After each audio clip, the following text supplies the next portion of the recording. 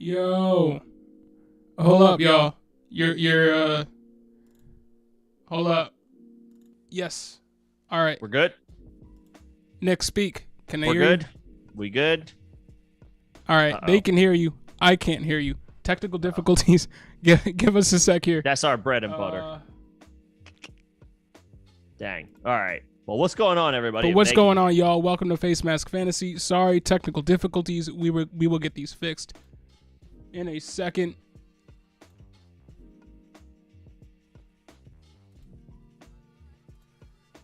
You know how it I goes. don't know why. I don't know why I can't hear you. Okay, that's not helpful. This is weird.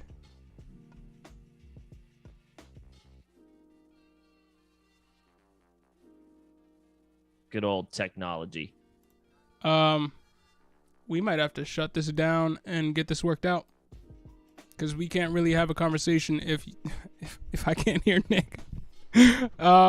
Sorry, y'all. Give us a sec here.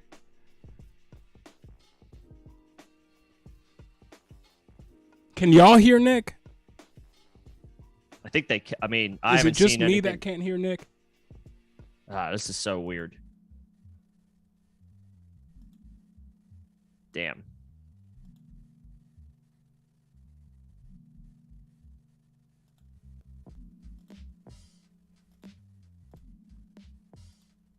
Yeah, we're gonna have to shut this down and then restart this real quick. Yeah. All right. Just do Oh it. wait, hey, all right. Wait. I You got got you. me? It's working. I got you. Yeah. Yeah, what's going on, y'all? Last Awesome. second magic. All right. Good to hear you. We'll cut that. We'll cut that crap out at the beginning where there's a whole lot of nothing. But all right, I'm glad it's working. Yeah. I did not. Yeah, I me did not too. want to shut down, but cool. Awesome. All right. Okay. We are live. We sorry about that, y'all. We are. First We'll week take it. First day back and after a few streams out. Yeah, but, welcome back. Yeah, it's good to be back. Something's up with our pictures on the stream too. I don't know what the Picture. hell's going on. I'll tell you that's secondary as far as I'm concerned. Whatever. What's going on, Iron? What's going on, Rojo? Good to see you. What's going on, guys? I cannot wait for tomorrow. Yeah, man, we got I cannot wait for tomorrow. I had to track AB down. He's on vacation in South Korea right now. That's why there was like a bit of a oh damn, little bit of he said his girlfriend is from there. I think they're visiting her family at the moment. Okay. But you know, trying to fill up the league, and he's not in our Discord. So yeah, all right. I had to. So I was literally Googling like, how do you get in contact with people on YouTube? And I never like thought to, you know, he has some videos on his channel. So I was supposed to comment on something from like a year old, like, hey dude, like here, you know, send me an email that I can send the link to. But yeah, the members only league is full. We start our draft tomorrow. Feels like it'll be fun to share the results with everybody. If anybody's interested in that, maybe on or, you know, within the coming days and weeks, it's going to be a slow draft as we, kind of crank this out, but looking forward to that. Talking, you know, and then just talking shop today as we continue to kind of move through training camp with the first preseason game in about 48 hours. Yeah, that's so, yeah, crazy. Football's back. That's crazy. Football snuck up on me, man. You're telling me. I've been out of town like every 2 or 3 weeks this summer, and the next thing I know, I look up, it's August. But yeah, we got the Raiders and the Jaguars in the Hall of Fame game on Thursday. I saw Trevor Lawrence is not going to play, which is no surprise. Travis Etienne is not going to play, which is no surprise. I can't imagine other guys like Marvin Jones. We just had our cameras freeze. Uh-oh. Are they frozen for everybody else? We got some mad funny faces going on the Oh, I see that now. Yeah, yours is fine. Now mine's just wigging out. I'm gonna refresh and see if it's any better. Technical difficulties are really awesome today. Oh man. I was hopeful that new motherboard had us all squared away. No, yeah, I really don't know what's going on with it. But we're back. Your camera's working, my camera's working. The chat is up. They can hear us. We can hear them. Or we can hear each other. Yeah, I'll take it. All right. Everything hold up. Please, everything hold up. Please. Pray into the tech gods right now. Yeah, Iron, for you it's draft day. For us, we got to wait another 12 hours or so, or not as long for the calendar to actually flip to the day. So hopefully it's not an issue for our international friends as far as the time for making a pick plus the overnight clock, which will primarily affect people that are actually in the U.S. But I know we got we could also try and figure out a way to move around that roaming clock just to open it up for hours that are more conducive to other people overseas. But maybe something we talk about in the Discord with the members. Yeah. Obviously, today is a stream for all of the people. And a lot happened while I was away. A lot happened. Went down. A lot went down. We got you picked a good time for news to break. I know, man. I'm probably not even gonna list them all off the top of my head, but the Debo news, the Deshaun Watson news. Yep. Jumped on yesterday to talk about that briefly yesterday morning. We can absolutely dive into that a little bit more if anybody wants to. Obviously, that's been the offseason news that everybody's been waiting for. This dating back last year, probably the biggest news of the offseason. We can talk about that a little bit more. I tried to touch on it in as many ways as possible in a short stream yesterday morning. We got the Kamara news that his day got postponed yet again. Yeah, Kamara's court hearing is pushed back. And it's just a preliminary hearing still to this point, which means that happens at the end of September. Actually, the Saints are in London that week. But I imagine he'll be represented by a lawyer because it's just a preliminary hearing. And then they need to schedule the court date on top of it, which, as we all know, with any legal process, will take even more time. So I wouldn't be surprised if we might get like an end of season suspension for Kamara, which would obviously be a terrible development for fantasy playoffs, or if it's, in the case of the Saints, potentially the NFL playoffs. But I have to imagine he plays at, I would say, the first 2/3 of the season. But this is just a reminder. If you're playing best balls and you see Mark Ingram getting pushed down drafts because of this postponement news, don't be all the way out on Mark Ingram. He could save your fantasy season if Kamara gets a suspension halfway, 3/4 of the way through the season. So this is just my little reminder not to forget about Mark Ingram in best ball. Sure. But continue. No, I mean, just that I wouldn't be surprised if we've seen legal procedures take forever to play out. And yes, there's reportedly video evidence out there. It hasn't been released yet. I'm not sure who actually has it at the moment. I don't know if it's the Las Vegas police. 2022. There's video out. I'm surprised that it hasn't dropped yet. It means that it probably won't. Honestly, if we haven't gotten video yet in 2020, it means we're probably not going to get video, and that it's being conserved or whatever, privatized or whatever in the up at the highest level. But we're not going to see any video. I mean, it could get. We'll have to see how things play out. What develops as far as the legal procedure here. Regardless, And what's going on, ML? I know you've mentioned ML? You still have a little bit of concern about the Kamara situation, and that's fair because it's still an outstanding situation.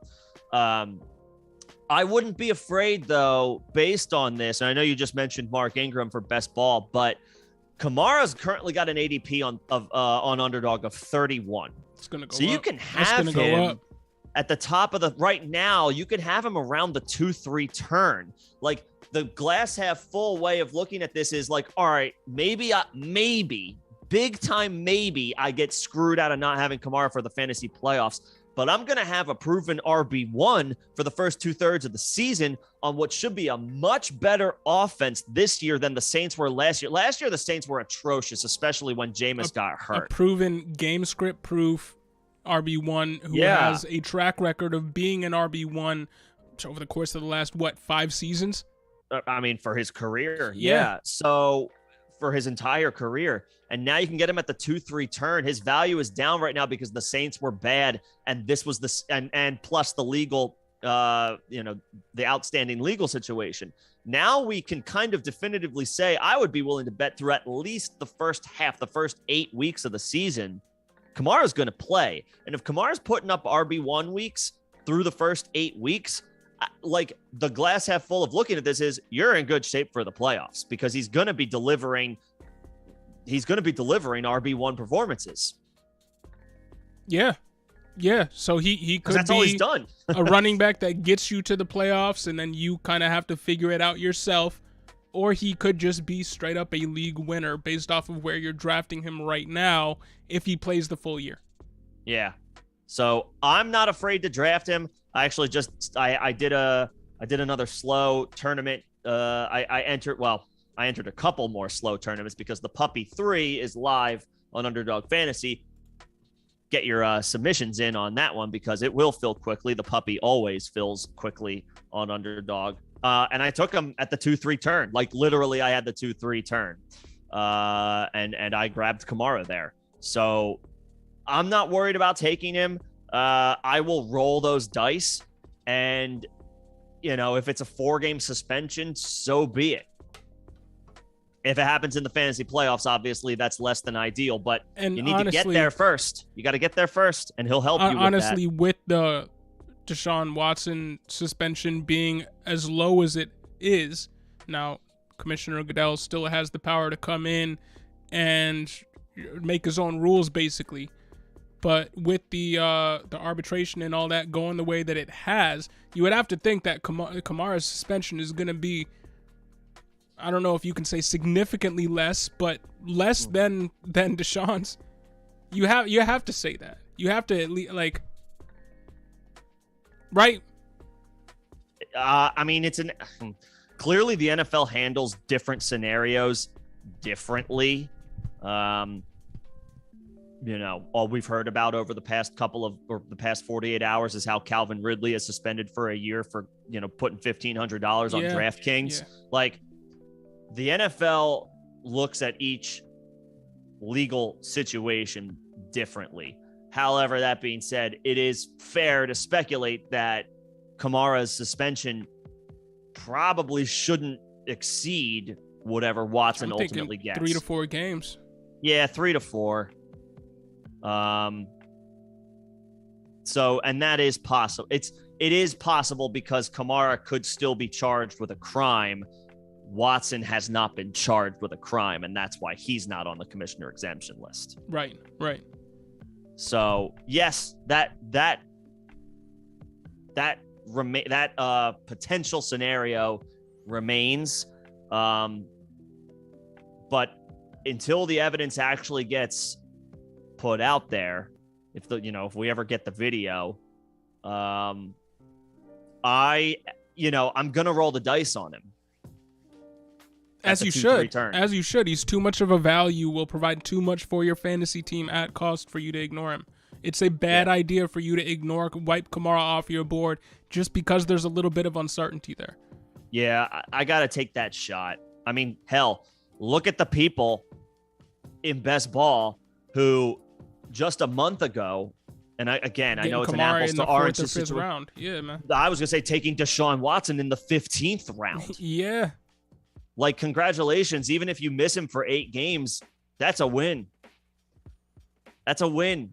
Yeah, and if you happen to back that up with an 17th, 18th round, if your league goes that far in best balls or whatever with the Jacoby Brissett, you're golden.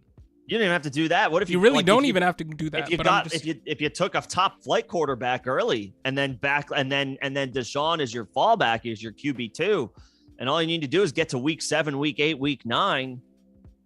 I mean, that's a win. Yeah. So yeah. Kamara's not going to miss the entire season, regardless of what happens. The timing might be less than ideal, but if I can get an RB1 at the 2-3 turn for at least the first 6 weeks of the season, and then we'll see what happens after that, like, I'm doing it. I'll do it because he can help me go 4-2. Set me up well, to start off the season, where then at that point, it's like, I just need to tread water to get to the fantasy playoffs, and then it's anybody's game. And I mean, staying in the same, not running back room or whatever, but staying on the same team, Michael Thomas looks to be, like we shouldn't really have any concerns come week 1. Nope. It's we were both very hesitant to put any stock in him really, not just returning, but returning to former his former status as one of the best wide receivers in the NFL. He could absolutely return. It feels like he's turned the corner in his rehab, and he will be on the field and be effective on the field as early as week 1. Yeah. I mean, he tweeted out himself. He said, "Your favorite fantasy doctor lied," and I think that was a direct shot at the Rojo. No, doctors. Don't do it. No one here would do that. No one. There's a reason he's bringing that up. All right. I don't know if you've been in somebody. No, I haven't been in the Discord. Did you, Rojo? Did you get Chase from Mooney in a first? It was more than that. I would suggest jumping into the Discord and taking a look. I've really taken this time off in all aspects, so I haven't even really looked at the Discord in a week. But something to throw on the back burner for later. Oh man, did I gotta see this. I'm sorry. I'm sorry. I gotta see this. He acquired Chase for Mooney 2 firsts and 2 seconds, I think, something like that. Oh, you talked about this last week. Yeah, and he got grilled for it. By, yeah. I think they were guys over at Prize Picks, whatever. Yeah. So yeah. Let him hate. Let him hate. Let them hate. That's fine. That's all right. What I was like. I like Mooney. He'll never be better than Jamar Chase. Those second round picks are damn near 100% not going to be as good as Jamar Chase. And then I like Mooney, but he's never going to be as good as he will be this season. So if you're not buying him in a redraft league, then I'm kind of off Mooney. But go on. And then just the first round picks are toss ups. But then what's the percentage that you would put a 2023 first and a 2024 first individually or collectively to end up better than Jamar Chase? 50%, maybe. Unless one of those picks is 40%, probably Justin Jefferson, and the other one's Jalen Waddle. Yeah. I mean, you're basically hoping you end up with Bijan Robinson and he turns into the overall RB1 for a season. Or you hit big on Jackson Smith and Jigba, and he ends up being a Jamar Chase, Justin Jefferson type. Being that dude, right? Yeah, sure. But you gotta and then even then, if you don't get him, they released a video and half of the video is flaming. Yeah, they just shit all over. Yo, dude, just all you gotta do, screenshot your team with Jamar Chase in there, and you win. Yeah, come on. I told him, dude, take the petty level up to 1 million if you win, because then I would be on their live stream all the time, being like, guys, I think I gave up too much. Hold the trophy in your hands and be like, guys, I think I gave up way too much. That would be me. But anyway, I mean, don't sweat them at all, man. You won. Nah, that's fine. I'm won. fine with that. I have no issues with that move. One of the guys was like, take Mooney in the 2023 first. That's already the side I want. And I was like, bro, what? Not even close. People have outsized expectations of what yes, the 2023 draft class is gonna be good, But it's not like every pick in that in the draft, in the first round of the draft, is Jamar Chase. No, they're not all gonna hit. Newsflash. Yeah, we're projecting maybe 2 of the guys in the first round to be 80% of Jamar Chase. At different positions, like maybe. I'm not talking even about the wide receivers. I'm just talking about, we hope Bijan Robinson can be a top tier RB1, and we project that to happen, but it's still a projection. We hope that Stroud or Young will be quarterbacks at the top, at the highest level that you want as high end QB1s. If they're not that, I mean, I'd rather have Chase. Give me the guy that had 1,400 plus receiving yards in his first year, after a year of not playing football. So yeah. A guy who's going to be playing across from T. Higgins with Joe Burrow at quarterback, who's basically unguardable himself. Whatever. Yeah. So, yeah, you can keep that package. I'll take that dude. And I like Mooney, but, wow. Yeah. People in that league need a reality check. Yeah, they need to reset their expectations. These 4D chess club nerds dragging my good name in the mud. That's what you were talking about. Okay, just raise the trophy this year and let them know. That's what I say to that. They might have something on you if you are playing 4D chess, but you're playing fantasy football. So yeah, it's at the end of the day. At the end of the day, it's a game. Anyone who gets offended by anything that happens needs to go outside and touch some grass. But Iron, yeah, man. The Iron mentions Tim Patrick torn ACL. Bad news today. Awful Unfortunate news, especially for a wide receiver who should be in his prime playing with the best quarterback he's ever played with.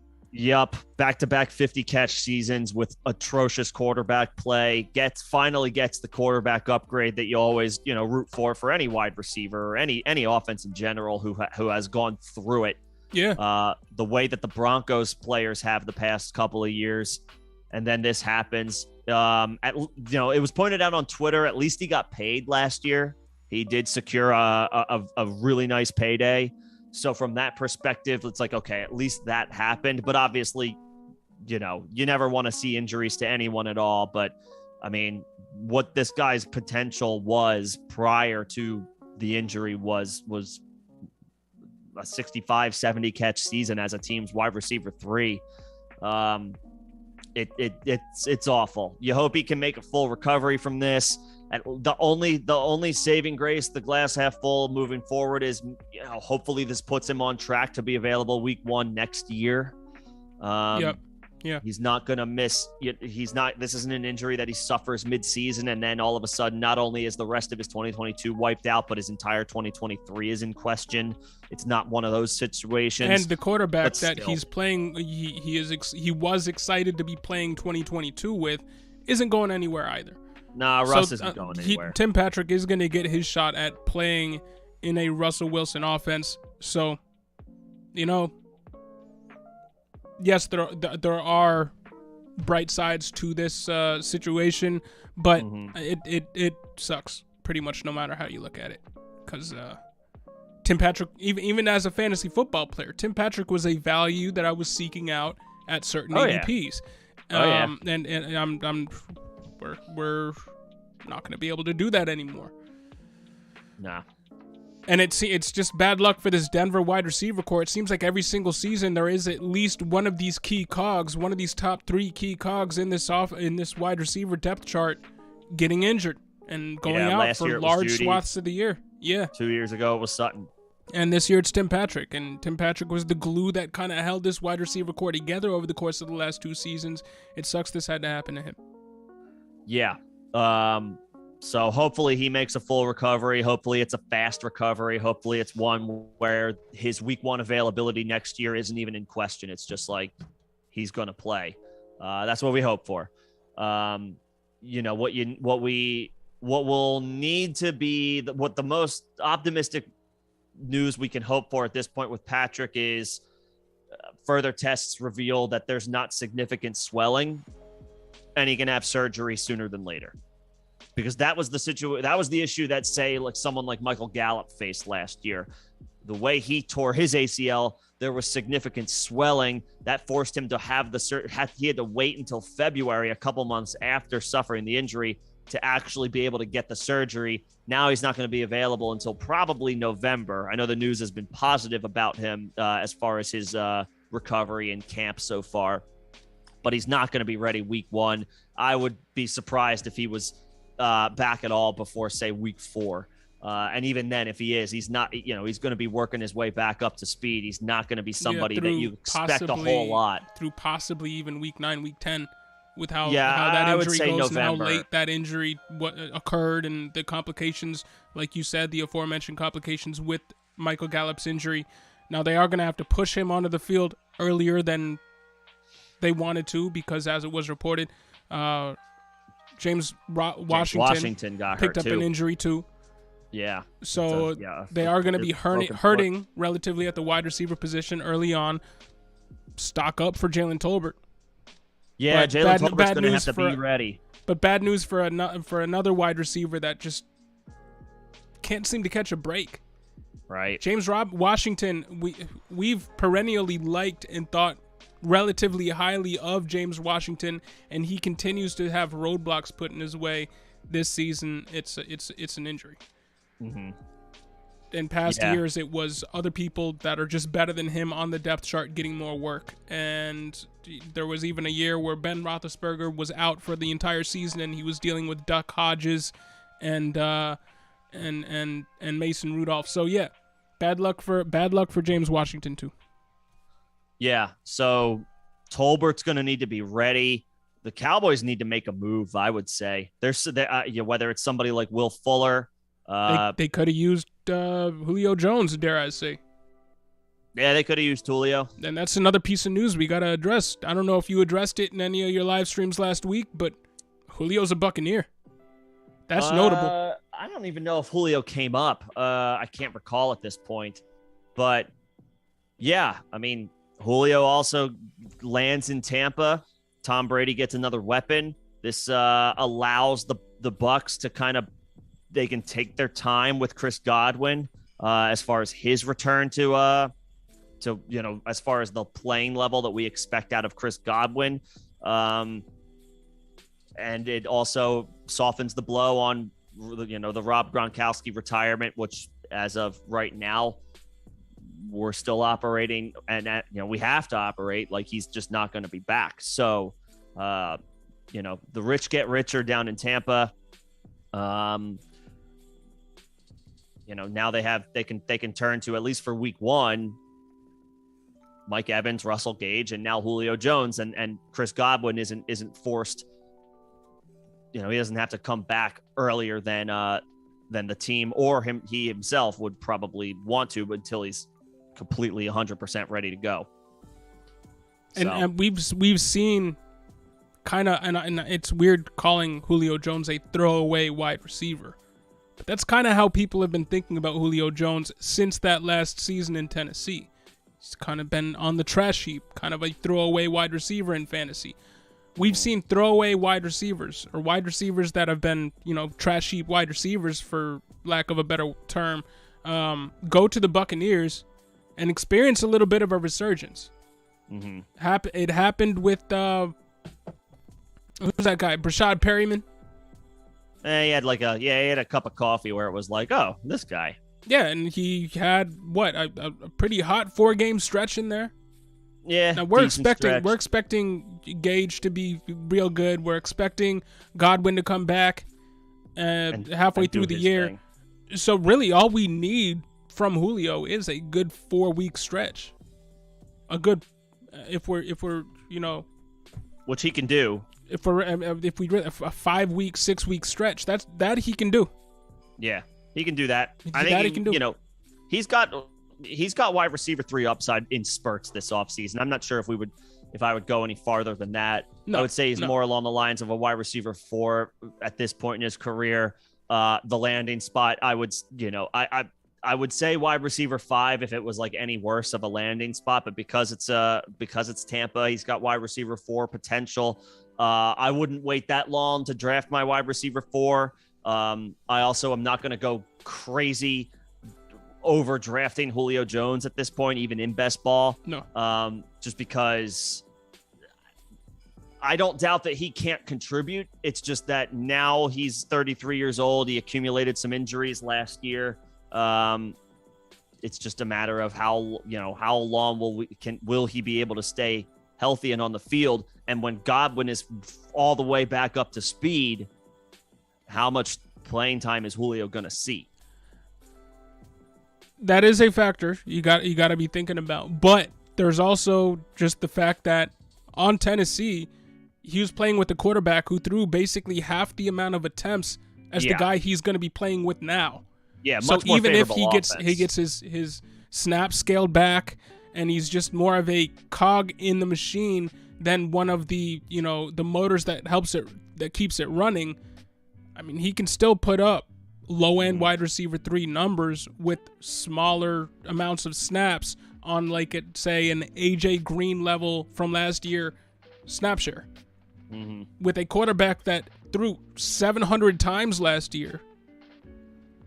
I think that Julio, there's a possibility that he can be a year-long low-end wide receiver 3. Yeah, even with these other pieces coming back, even with Russell Gage in the fold, doesn't matter to me. I think he can be a low-end wide receiver 3 for the entire season as long as he stays healthy. Gage has been drawing some pretty rave reviews out of Bucs camp over the past he has. I would say week or so. Todd Bowles has spoken highly of him. So, I mean, I guess the question is, it feels weird to ask, but this is just how football goes as guys get older.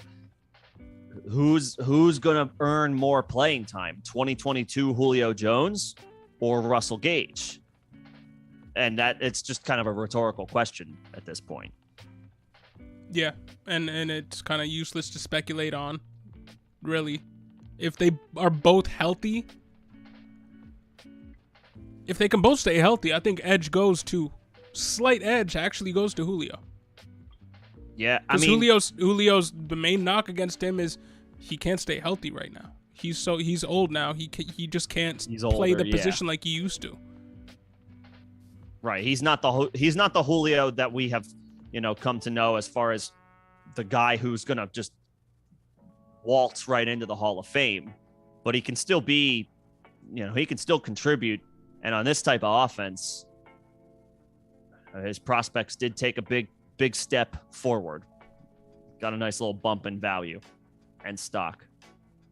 I would not, though. I still wouldn't go overboard in draft him over drafting him. Right, draft him accordingly. Right, but which is going to be hard to do. Don't be all the way out on Julio like you used to be.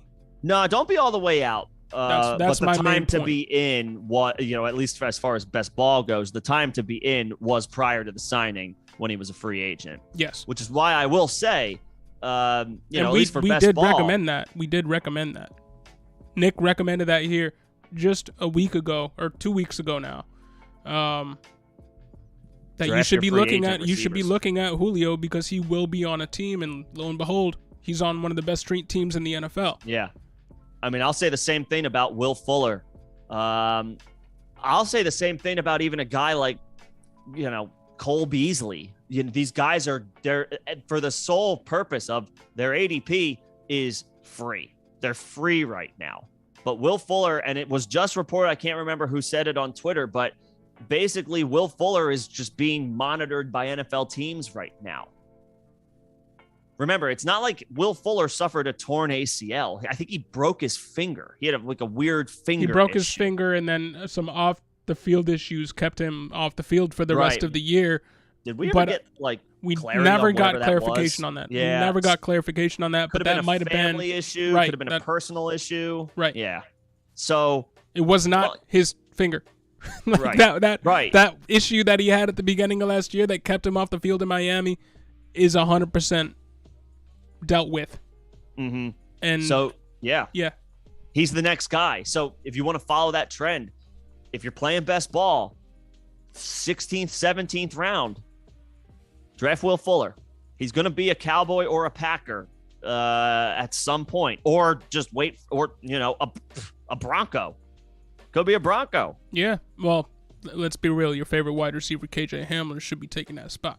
But well, he certainly got a boost. And I'm not that's not a victory lap because obviously it's an injury and you can't ever predict or project injuries. But I have liked Hamler and his upside. He obviously should be more of a full-time, or have much more of a role in this offense moving forward.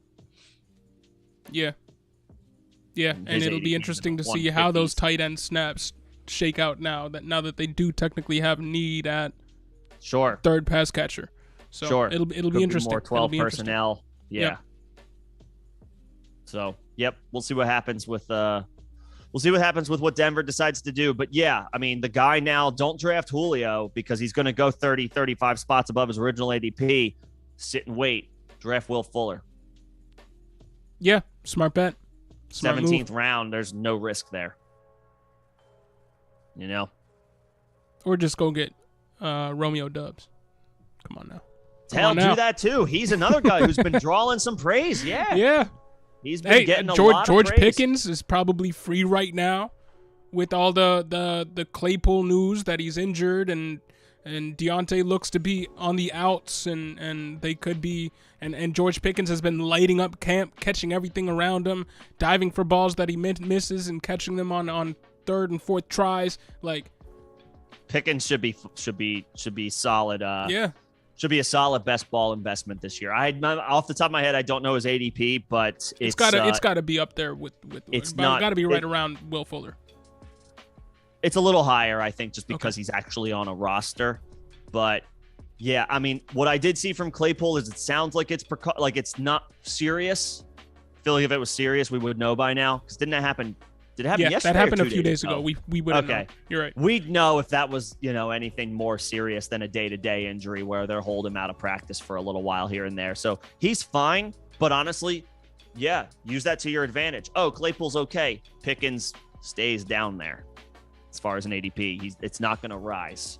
Maybe it rose for about 6 hours earlier, that day. Yeah, and how much did it rise? Like, come on. You could still get him at a relative discount if he does end up playing wide receiver 2 snaps in that Steelers offense by halfway through the year, 3/4 of the way through the year. Yeah. And actually, there's another wide receiver injury that we also didn't get to. It sounds like Rams wide receiver Van Jefferson is your boy headed to. He could be having surgery. He has, apparently he picked up a knee injury. This is something that is lingering where he had a procedure done in the off season. Yep. I will admit, I'm not sure if it's the same knee. It's fair to maybe, without knowing off the top of my head, it might be. But now his week 1 status is in question. He's expected to miss a few weeks. Again, Will Fuller could end up on the Rams. I think if they go out and sign a wide receiver, it would be more of the Odell Beckham Jr. So Odell, the only thing with Odell is the ACL he suffered was in the Super Bowl in February. It's just, when is Odell going to be ready? And again, with a best ball pick, your 18th round pick, your 17th round pick might not give you anything until week 15. That's fine. That's the playoffs. Yeah, and with Van Jefferson being out, who Van Jefferson mirrors in more play style is more Will Fuller than it is OBJ, especially at this point in their careers. But I think that relationship has been solidified. Yeah. OBJ and the Rams. That relationship there has been solidified. And Gray Area, thank you so much for the super chat. Appreciate it, man. Much appreciated. We will get to that question right now. Yeah, let's do and then work our way through the rest of the chat here. Falcons fan offered me a 2023 first, undetermined, 2023 second, and Juju for Drake London. You have Jefferson, Higgins, Sky, Garrett, Walker, and Spiller. That's a nice collection of receivers, having Jefferson and Higgins. So Drake London has been killing it in camp so far. Has been crushing it in camp. And the vibes right now we're worried that he was going to prove us wrong be a star, and he looks like he's trending in that direction. Yeah, he's absolutely crushing it in camp right now. Putting silly new moves on some of these defensive backs for the Falcons, and he's going to be hyper targeted this year as the my clear question top is, option. do you have Drake London, and are they offering you that package for Drake London? I think the Falcons fan, I think he has London, Gray area doesn't, and the Falcons fan wants to give him the package to acquire Drake London from Gray here. So, I mean, just a few months ago, you were drafting him with a 2022 first. Yeah. If you're and looking at your talent pool here, yeah, it's all young guys. Yeah. I mean, as far as creating separation, Ray G, Rojo's guy, where he posted a video. I don't know if this was a couple days ago or not, but as far as getting separation, he did it. He put a filthy move on a guy for a score in camp. If not yesterday, he did it in college, man. He did it in college too. He did it in college, and we weren't speculating that he was going to be able to do it in the NFL, but he's doing it right now in camp. He did it alongside Michael Pittman and Amon-Ra St. Brown and Velus Jones in his college, in the college ranks, and still had a low breakout age. Like there were things to like about Drake London. You have Jefferson, you have Higgins, you got Sky. So do you want Sky and Juju? Yeah, I don't know. I mean that's true. Now Juju's only on a 1-year deal, and Sky is tied to Mahomes for a while. The reason why people are high on Juju is because he's playing with Mahomes, but you have Mahomes wide receiver of the future already. Juju goes elsewhere in 2023. He's 26, 4 years removed from his stud 1,400-yard season that is basically what he's been living on in terms of his fantasy value. I think Juju's more of a name. I'm a little than worried somebody that you really want on your dynasty team. Yeah. And for an undetermined 2023 first and an undetermined, I would guess, 2023 second for somebody that now would probably be the 103 off the board, 102 off the board, depending on your format that you're drafting. Yeah. Like plus that 2023 first could be, the 11 or 12.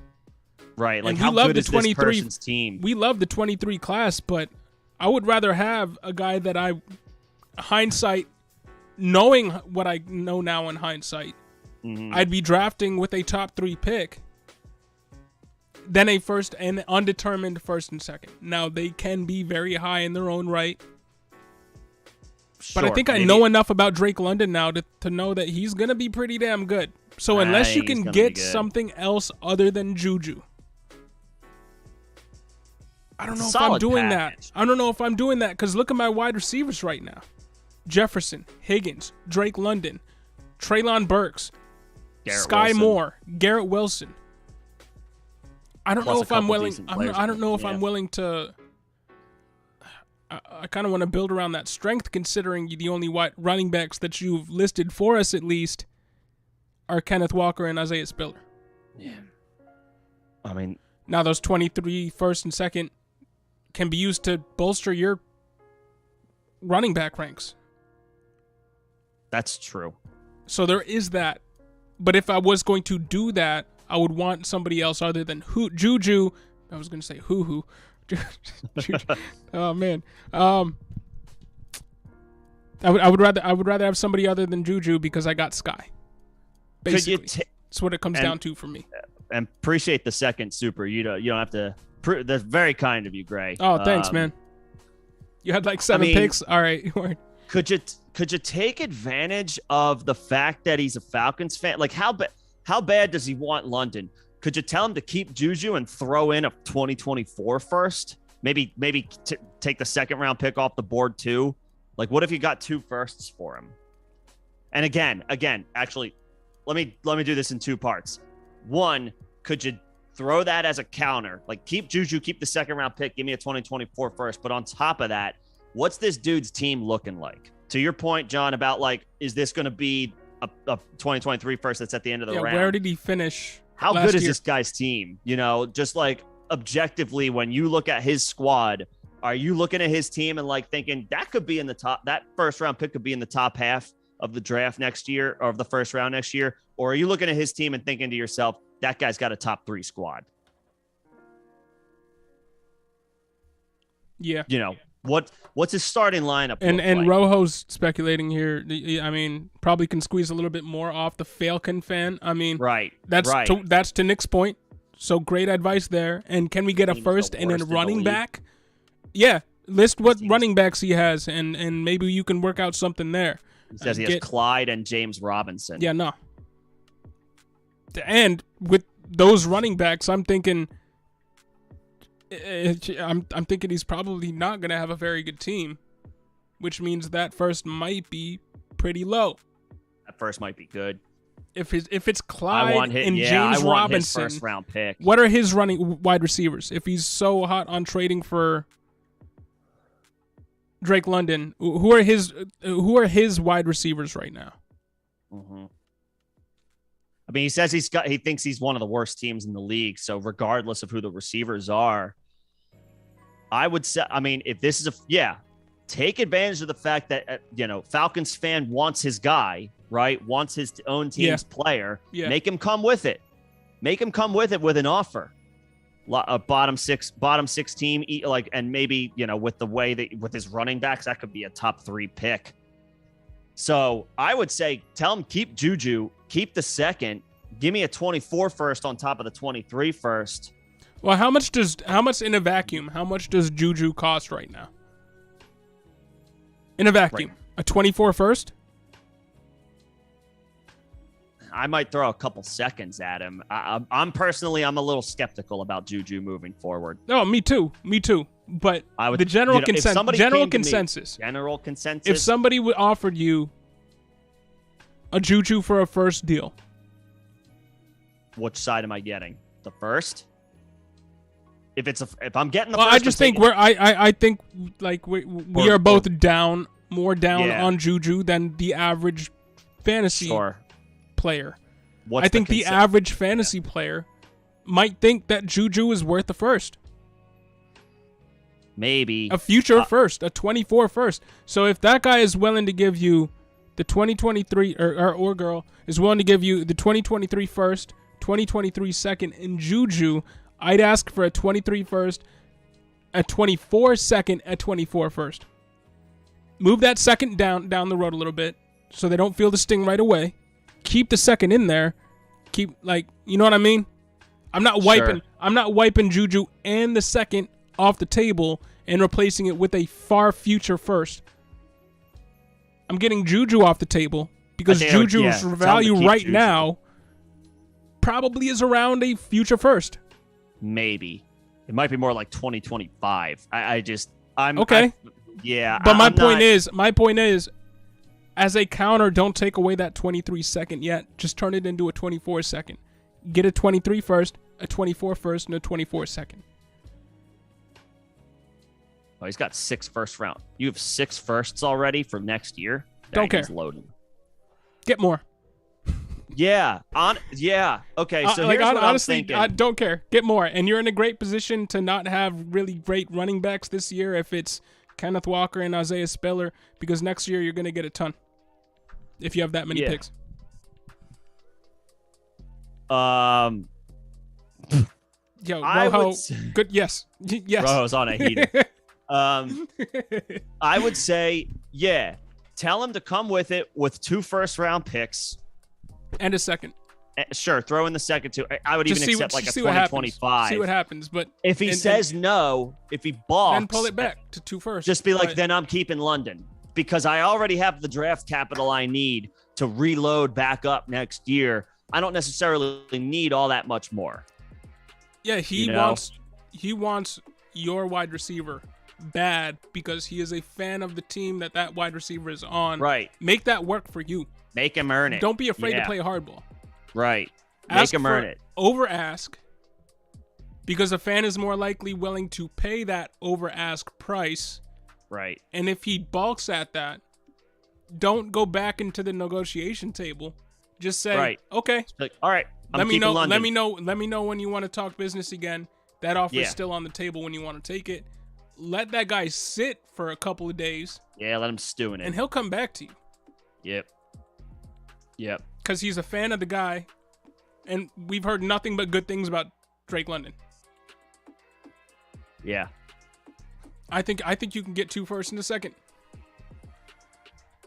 Yeah, like because hype reigns supreme. Yeah.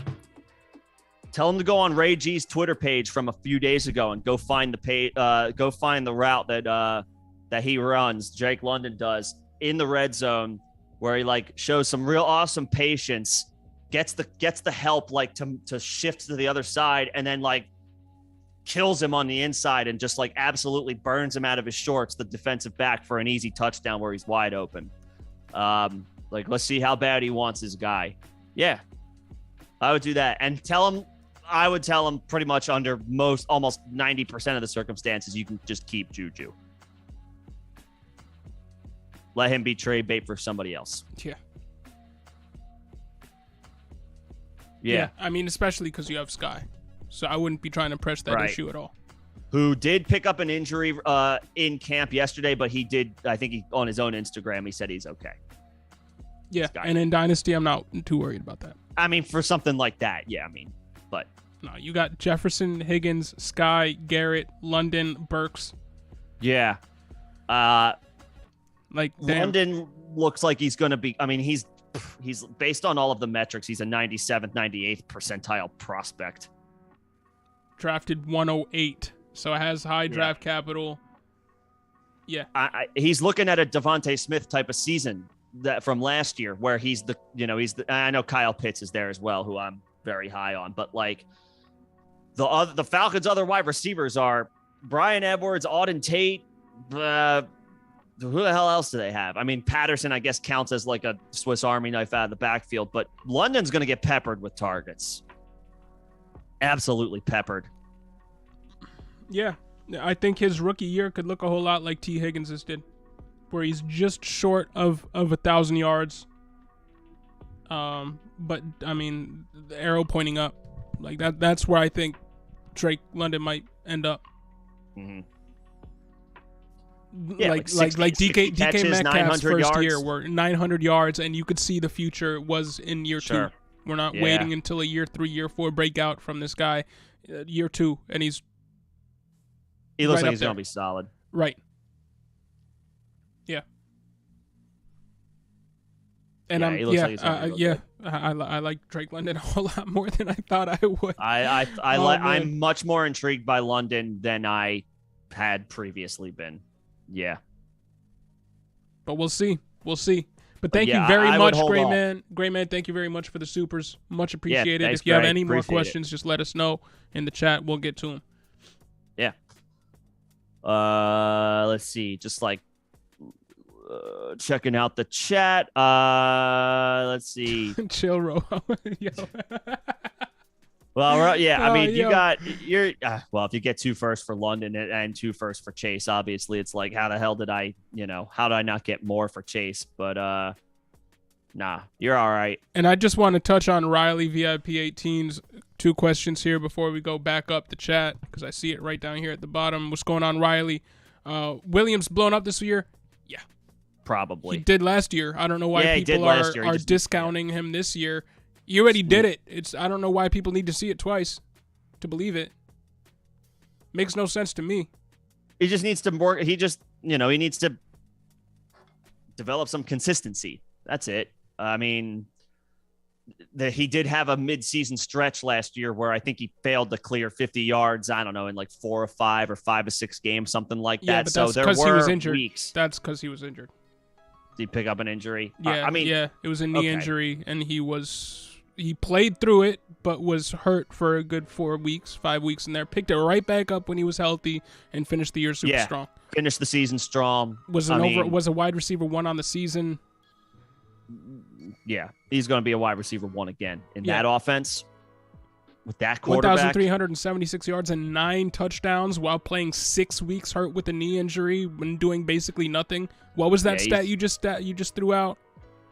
4 straight weeks of what? 4 out of 5 or something like that, where he was under 50 yards. And so, still put up 1,376 plus yards and 9 touchdowns. Real blow-up games. Dude, I ain't worried. Plus, Herbert's got a cannon. Mike Williams is blowing up this year, just like he did last year. And he has the chance to do a lot more this year if he can stay fully healthy. Yeah. As to why Waller is ranked so low, Davante Adams is there. Is it right to have Waller ranked that low? No.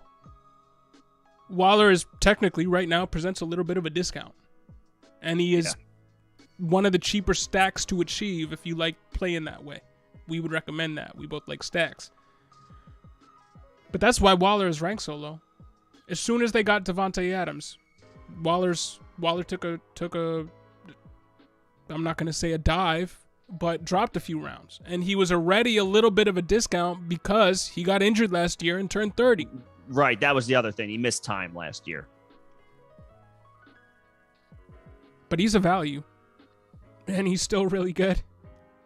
And unlike wide receivers, when a tight end hits the age of 30, an elite production, a tight end with elite production doesn't fall off a cliff like a wide receiver does at the age of 30.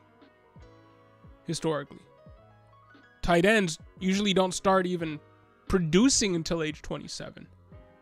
And we've seen tight ends recently produce well into their 30s. Yeah. And Waller started late. Waller came in as an older guy at wide receiver, transferred positions, started out on the Ravens as a wide receiver, switched positions to tight end, spent a little bit of time out of the league dealing with substance abuse issues, got that all straightened out, blossomed over as a Raider at age, I think, 27. Yeah, he's 27, 28. Yeah, so he's not falling off a cliff. This wasn't a couple of year flash in the pan like Logan Thomas was, or is, really. Mm-hmm. There's no reason Waller should be ranked so low. Yeah, it's just a concern with the injuries, 2, acquiring a receiver who historically has a target floor of 150. Yeah. But he presents a good alternative if you still want to get one of the top 5 tight ends in the league. He allows you to kind of do what you want through the first 3 rounds and then get him in the 4th, close to the 4-5 turn. I think his ADP is around like 45 on Underdog. And I would bet you over the past 2 seasons, he's been the focal point of opposing defenses, and that will never happen again. You got Davante Adams and Hunter Renfrow out there with you. You will never be the focal point, or seldom be the focal point of an opposing defense's game plan on a snap-to-snap basis. Yeah, his ADP is around 47. Their whole game plan is going to be, we got to take Davante Adams out of the game.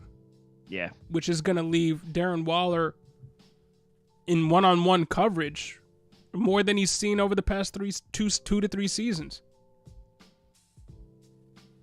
I like Darren Waller a lot. Yeah, he should be fine. He should be just fine. He was ADP 6th of 47. in fantasy points per game last year. Yeah, he was still a tight end 1. Yeah. Just didn't get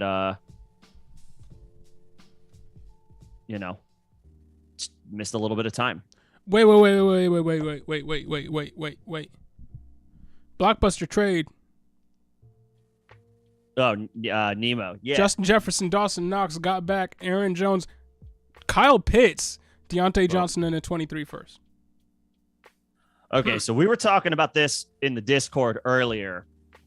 It was originally, instead of Aaron Jones, it was a 24 first. And I can't remember if there was something else thrown in. So instead of a 24 first, you get Aaron Jones. Let me see if what was the original offer? Yeah. The original offer was Knox and Jefferson, that didn't change. For Deontay, Pitts, and 2 first-round picks, 1 in 23, 1 in 24. So instead of the 24 first, it's Aaron Jones. I mean, I'm still fine with it because you trade a unicorn for a unicorn between Jefferson and Pitts. So this is what I said on the Knox and Deontay. I mean, if I had to choose between the two, knowing that I already have, because of this deal, Pitts solidified, I'd rather have Deontay. Oh yeah, no question. What I said in the Discord, and I guess this still applies. It definitely still applies. Let's just say the difference between Jefferson and Deontay, and the difference between Pitts and Knox, is a wash. Let's just say for argument's sake, that's a push. And then on top of that, you're getting Aaron Jones, who I love Aaron Jones and all he's been as an RB1 throughout his career, and a first-round pick in a loaded class. So, yeah, congrats, Nemo. And Aaron Jones should put up numbers this year. I think he's going to catch the ball a ton. He should put up numbers this year. He will probably catch the ball more than he's ever been asked to as a Packer. Yeah.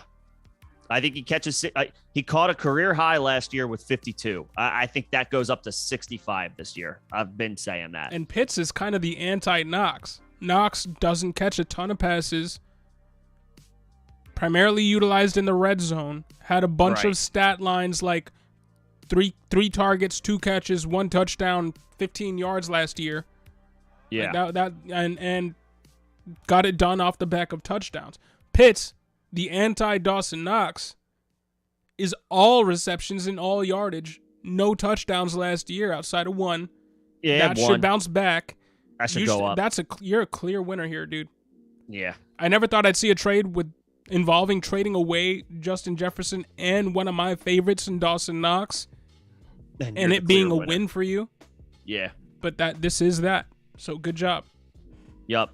And you're not getting the shades until you beat me in our fantasy league. Ooh, I want to see that. But when it happens, draft order, unfortunately, I will ship you these shades. I'll do it. I'll do it. There you go. But no, I just had to shout out that trade there. I saw that. There's that bet that we had to. There's that bet that we want to see on paper. See actually happen. And Riley, yeah, hope that answered your questions there. Gray area offered 2 firsts in the second. He'll probably say nah, but we will see. Yeah, just see what happens. The worst he could say is no. And you still got a very, very solid wide receiver core, and you're in 6 firsts next year, so you're sitting pretty regardless. If he says no, just all right. I'm keeping your boy. Yeah. There's no skin off your back with already having 6 first-round picks. So yeah. Yes, sir. Swing for the fences. Swing for the fences when it's a guy that wants his own play, the player on his favorite team. Yeah. Make him work for it. Yeah. If you can't come to an agreement, you can't come to an agreement. You have a 97th percentile prospect on your hands. Yeah, you'll be happy either way that works out. Yeah, that works out. Either you're saddled with a wide receiver who has the chance to be a wide receiver 1 very soon in his career, or you turn that into a couple of first-round picks with which to further bolster your ranks at other positions. Mm-hmm. Because you're real good at wide receiver. Yeah. So, regardless, it's kind of a win-win situation you're in, man. So good job. Did we miss any No, I don't think yeah, I mean, Iron's watching NFL Network because he can't help himself. I guess they're interviewing Derrick Henry right now. Looks like he's ready to go for the season, and that's about it. My issue with Derrick Henry is because I've seen a few interviews with him. Yeah. That man loves working out. That one with Taylor Lewan, and they're on a bus and they're talking. There's a safety in there too. Chris Connie? No. I don't know if I saw that one. Well, just a couple of NFL dudes talking to other NFL people about their careers.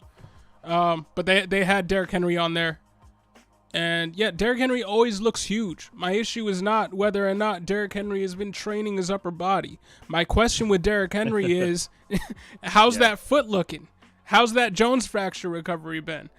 Yeah. And is there any are there any issues coming from that, or that will stem from that? It's not whether or not the dude's been bicep curling and benching. We know he looks incredibly large when standing next to normal human beings, nature of the beast. But how's that leg? And how will it hold up to repeated NFL punishment on a week-to-week basis over the course of 18 weeks? Yeah. That's the question. He can sustain a Jones fracture and look ready to play past the eye test a day later. He's still not going to be able to run on it. Well, we hope he can, but we don't know if he'll be able to. Right. So yes, he looks jacked on interviews. He's supposed to. He's Derrick Henry. He's Derrick freaking Henry. But that's not the questions, that isn't the question we should be having about Derrick Henry. It's how's that leg looking? How's that foot feeling? Yeah. And Rojo, do we feel better about Debo now that he got paid and has rushing incentives? Yeah. Do you? Do you feel better about him? Yeah. I mean, now there's a reason for him to be a little bit more willing to go into the backfield. Not that, I mean, look, if the coach calls your number and is like, this is what we're doing, what's your alternative is to say no, and then it's like, okay, then the ball's not coming your way this play. Right. Then you end up in that AB situation. Yeah, I mean, and look, Debo is one of those players where it's like, we just got to figure out a way to get him the ball. But I think it depends on how much Debo values those incentives. Because I don't think they're significant. It's not a significant amount of money relative to like what you expect for, relative to the, rushing production expectations. But bonuses are bonuses. It just, issue is organically creates motivation. It doesn't. Do I feel slightly better about Debo not being at odds with the team, considering he's got the contract done? It does make me feel a little bit better there. But Debo was always set for some touchdown regression on the ground. 8 touchdowns on the ground. Yeah, never getting close to that again.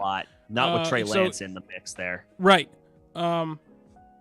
He's due for aggression across the board. He's dealing with a different quarterback. Yes, he might be asked to do a lot of the same things he did last year, but the efficiency rates that he was operating at last year, highly unsustainable. Yeah. And he's one of the more injury-prone, historically, not last season, but historically one of the more injury-prone players in all of football on the offensive side of the ball. So those incentives don't really factor in for me. All the reasons why I was kind of fading Debo still exist. They do. Do I feel a little bit better about if he's the only guy in a tier and I'm on the board picking him because he now has this contract laid out in front of him? Sure, I do feel better about that. But the same issues that had me kind of staying away from him at cost a week ago, they're still there for me. So good for him. Glad he got the deal ironed out. My thought process on him is pretty much the same. I'm a little more willing to roll the dice on Debo in the back half of the second round. Just because the insertion of Trey Lance doesn't scare me too much, just because if he's healthy, and I understand it's a big if, Debo is the yak monster of the NFL. And it's not going to take much to just get the ball in his hands and for him to create after the catch. So 1,400 receiving yards, plus. What did he chip in? 600 rushing. How many rushing yards? I don't know. I don't know the rushing yards, but I know he had 8 touchdowns. Eight rushing scores, 1,400 receiving yards. Yeah, he had a unicorn season, but it's because he's a unicorn player. You just hope he doesn't suffer a serious injury. And as always, we operate with every player the same way. You're playing for the best possible outcome. I don't expect Debo to put those numbers up again, but he remains one of the most dangerous dudes with the ball in his hands in the NFL. So am I going to reach for him? No. And like those running backs, Riley, that you mentioned, we'll get to your questions just in a second after we finish up these thoughts. Am I going to reach for Debo over DeAndre Swift or Aaron Jones? Nah. I'd rather have Mike Evans. I'd rather have CeeDee Lamb. There's an argument where it's fair to say, you could take Mark Andrews over him. You could take Tyreek Hill over him. I'm trying to remember who else is going in the second round. Maybe after today or after yesterday, you could argue I'll take a shot on Alvin Kamara over him. But he's still one of the most dynamic players in the league, the probably best yak monster in the league. Yeah, but until he learns, to me, I'll take a shot. Until he learns not to headhunt for contact, because that's something you saw a lot last year. Yeah, he's called Debo for a reason, because he was looking for the contact, seeked it out, and lots of times blew through it and was on into the next level of the defense, running down the field. But playing that violently is going to lead to injuries. It just is. Yeah, it's the NFL. It naturally does. If everything goes well for him, can he have the same season he did last year? Even then, I'm going to say no. He could have 75% of it. He could have 80% of it. He could have 85% of it. Yeah. And still be a top 6 wide receiver. Yeah. But he's not doing what he did last year. Straight up, not doing it again. What he did last year. It's hard to duplicate numbers like that. I am less concerned that there are some players where where you take a step back and you like them on paper, but then they get a quarterback change and it's like, well, now I don't know. It's like this guy had a great connection with quarterback A, but now quarterback A is gone, and what's quarterback B going to do? And maybe Trey Lance is still a work in progress throwing the ball, but he can throw a wide receiver screen to Debo, and Debo can run for 15, 20 yards after the catch and make something out of nothing, because that's what he does. Right. I will take a shot on, not to keep, we could go in circles around this all day. There is a tier for him where I'll take a shot on him at the end of the second round. Right. I will. But there are many other players I would rather have than him, given the risks that are inherent with drafting him. Sure, and and a couple of those guys are running backs in the second round. I can pivot to we skipped over Riley's questions about a couple of running backs right before we talked about we'll get Debo. to those. But Aaron Jones and DeAndre Swift are two guys in the second round of a lot of 10 and 12 team drafts who I'd rather take a shot on. I would definitely rather have Swift. You mean over Debo or over Jones? Over Aaron Jones. Over Debo. Aaron Jones, that's more splitting hairs depending on what position I'm going for. Splitting hairs. And I think even then, I would rather have Aaron Jones. Oof. I like Swift, and as the president of the Aaron not Jones Swift or club, Jones. I want Swift over Debo. I want Aaron Jones over Debo. Yes, yeah. In terms of Aaron Jones or Swift, I want Swift. Yeah, okay. All right. I thought you said Jones at first. No. It's close though. It's like I'm almost hoping that I have the pick. I hope the guy picking ahead of me would be happy with either one and just makes the decision for me and takes one of them, and then I'll just take the other. Yeah. Because I think they're both going to be really good. They are. I think they're both going to be really good. Yeah, it might feel like a little bit more of a slight win if Aaron Jones goes one spot ahead, and then it's like, well, hell, now I get DeAndre Swift. But Aaron Jones, not too long ago, was a top 5 running back in back-to-back seasons. And we think he's going to have a monster target share this year, sans Devontae Adams. So, like, that's a pretty damn good consolation prize. I think they're both going to be good. I guess I would give the slight edge to Swift, but they should. All things equal, I think they're both RB1s this year. Yeah, Swift is younger. Swift has yet to see a full season healthy. I think this is the year where he finally does it. Finally gets all the way through the year healthy. Aaron Jones has been remarkably healthy himself, and now has somebody to help shoulder the load, so it will theoretically keep him healthy this season too. And even last year, it was kind of a freak injury that happened with him. But I think to me, edge goes Swift.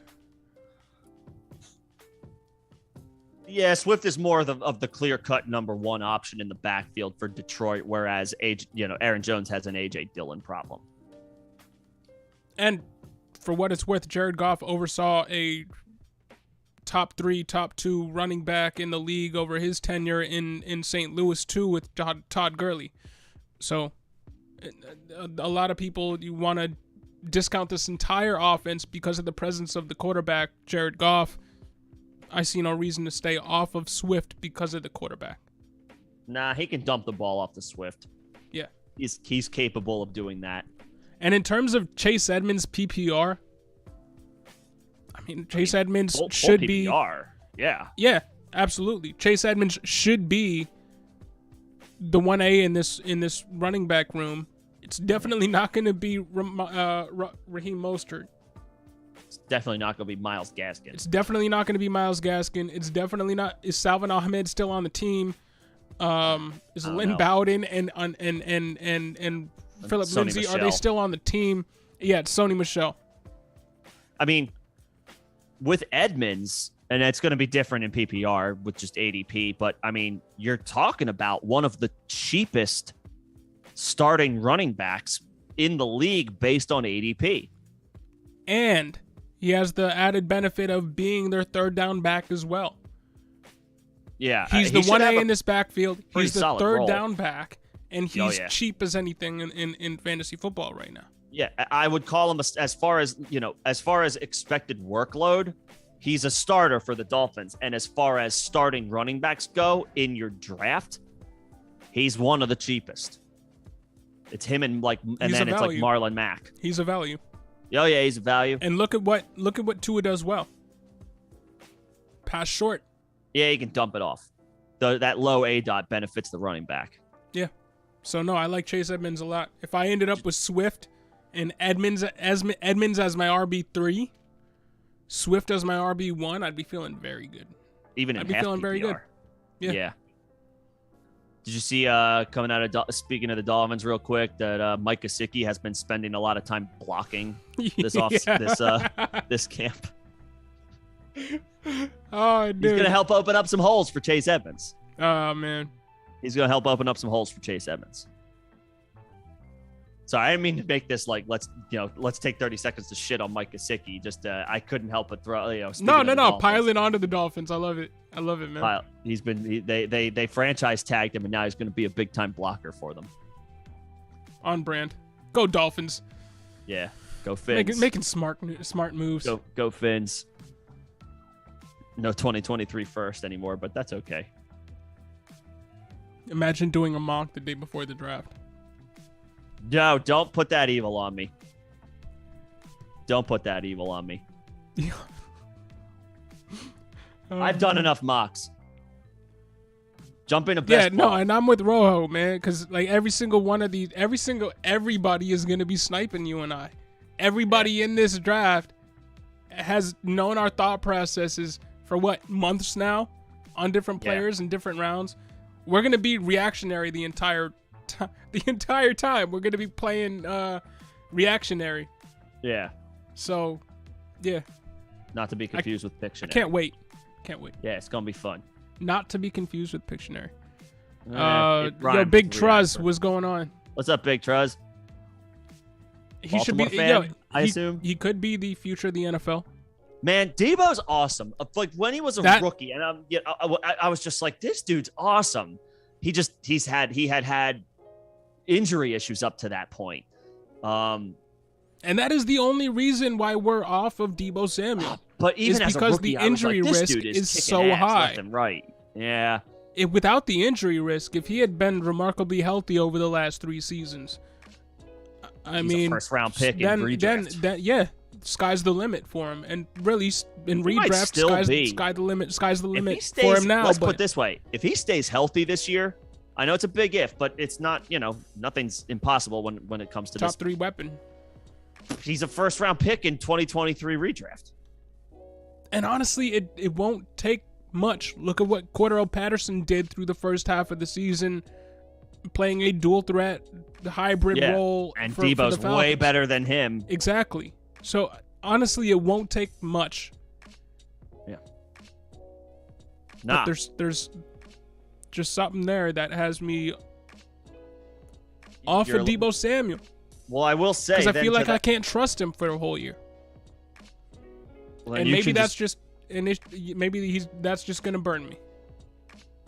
Yeah. So to that point, if you're worried about Deebo, I would say Brandon Ayuk is a perfectly fine pivot. I really like Ayuk at his ADP this year. I think both of those guys are pretty. Deebo's objectively the better player, but Brandon Ayuk, man, his ADP is down like around the 8th. His ADP is like 40 spots cheaper than it was last year.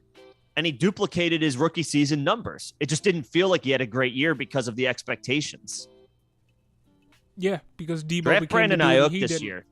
Now there was some bad press that came out on Brandon Ayuk saying that he was working extra time with Trey Lance and they just still didn't seem like they were on point.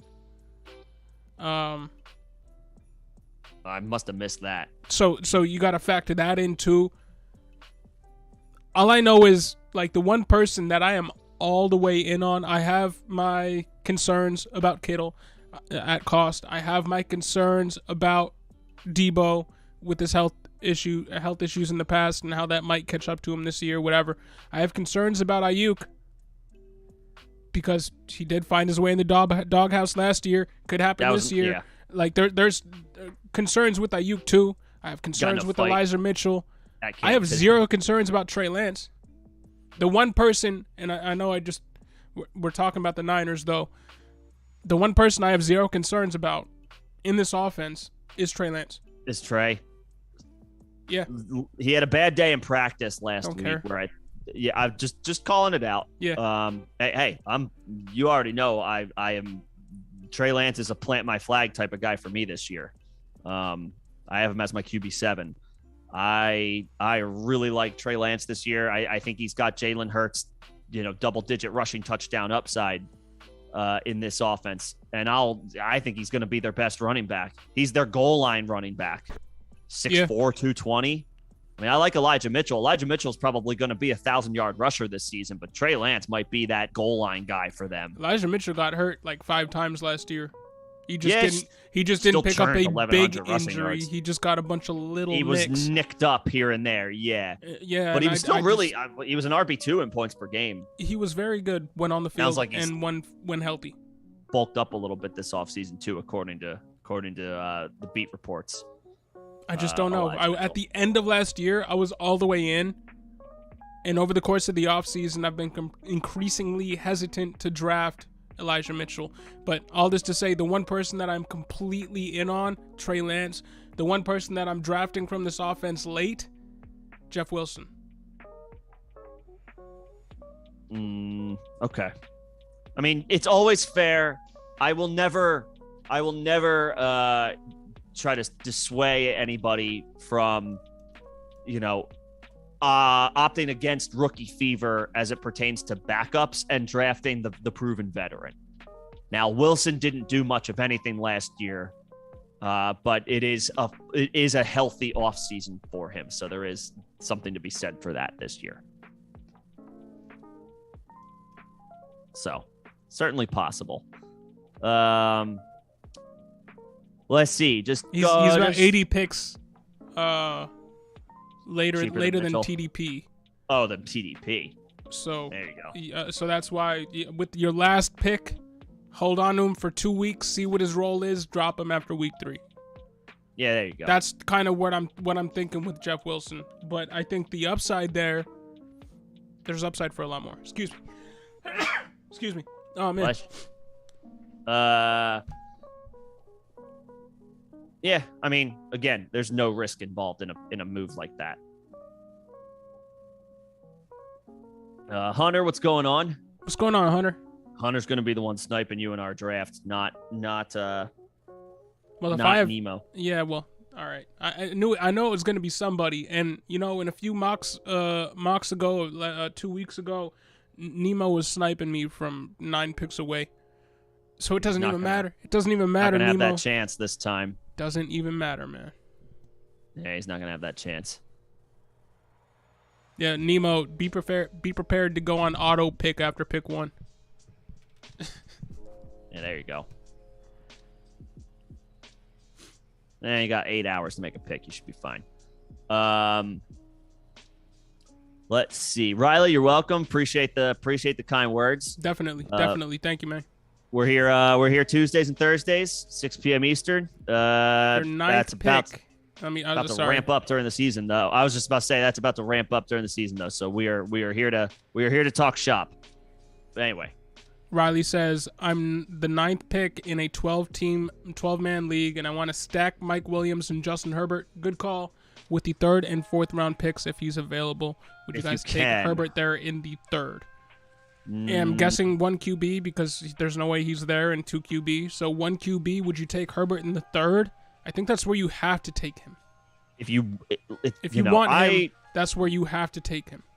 Well, then that means you're taking Williams in the 2nd, because I don't know. I mean, it depends on how savvy your league mates are. Right now on Underdog Fantasy, and obviously things change with redraft ADP versus best ball ADP versus when you're drafting, if it's closer to the season. Right now, Mike Williams has an ADP of about 28. So he's not falling to you in the 3rd round, which means you got to take Mike Williams the top of the 2nd round if you have the 9th overall pick. So what's that? You got like the 14th, 15th, 16th pick in the 2nd round. I don't think that's smart drafting. I like Mike Williams, but like Mike Evans is there. The guys that we just mentioned at running back could be there. Saquon might be there. That's the other name I forgot about it when we were talking about Debo versus guys going in the top half of the 2nd round. You're going to have to hope that Mike Williams falls to you at the bottom of the 3rd round. I would be willing to bet that that's not going to happen. Now, are you a Chargers fan? Is this why you're doing that? Or are you just looking for the hot in stack? On that offense? Because if you're looking there are much easier stacks to be had. Trevor Lawrence, Christian Kirk Cousins, Adam Thielen. Yeah. Derek Carr, Hunter Renfrow, and Darren Waller. I'm just looking at that mid-tier. I mean, if you have the 9th pick, Devontae Adams, Derek Carr. I mean, shoot. Yeah, if you have that 9th pick, Travis Kelce, Patrick Mahomes, you could do that if you really wanted to. You could take Kelce, which I'm totally fine with at the bottom of the 1st round. And your league won't take Mike there? Okay. I mean, hey, if you want to bet that he's going to be there in the 4th. Nemo. Appreciate it, bro. But also, that shit makes me laugh. Oh, man. You're going to have to take the shades off at some point. You're going to have to be passing them off. No, I have others. Okay. But respect Nemo. Yeah, man. But if you're willing to risk it for that stack, then yeah, if you think Mike Williams will be there for you in the 4th. Okay. You said he doesn't. Then go for it. Yeah, he thinks the league will not take him. I mean, dude, then yes. If you can get Mike Williams at the end of the 3rd round, and then coming around on the turn or coming around again in the 4th, and you can get Herbert, yes. I don't care who your first 2 picks are. Now, I wouldn't take Keenan Allen. Don't take Keenan Allen top 2nd round. There's too many other good players there I'd rather have. But yeah, if you can get Mike Williams in the 3rd round, don't go Keenan Allen, but circle around in the last couple of rounds in the draft. Lay off Palmer. Of picking a tight end and go Gerald Everett. Like, that's easy as hell for me, man. If I have Justin Herbert, I am waiting on tight end until Gerald Everett is there in the 14th round. Grab Palmer, too. Yeah. Because then that's insurance for not just Mike Williams, but Keenan Allen, too. Yeah, I would. If you can get Mike Williams at the end of the 3rd round, which for me would be a win as far as he should be going sooner than that, then yeah, I'm going out of my way to draft Herbert in the 4th, even in 1 quarterback. Yes. Yeah. No question. Yeah. No question. Hey, if you can make that happen, go for it. I just, in any leagues that I'm in, Williams is getting drafted before the 4th. And yeah, he's Herbert getting drafted top Herbert 3rd. Might be getting drafted before I draft in the 3rd round. Yeah.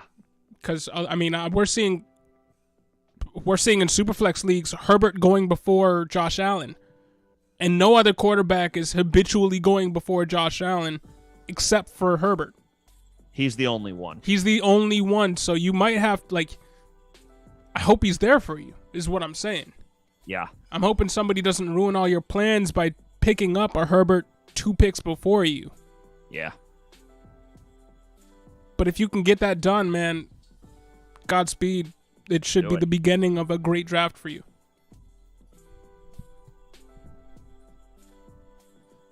Yeah. Agreed. Make it happen if you can. I'm just going through the chat to see if Nemo has actually said anything that hasn't had to do with sniping me. Yeah, yo. I don't know. He had the blockbuster trade. I'll give you that. You had the blockbuster trade, but you coming after me, man. I say keep doing it. Love it. Keep going. Big trust. I'm not drafting from the AFC West unless it's Mahomes because they're going to destroy each other into smithereens.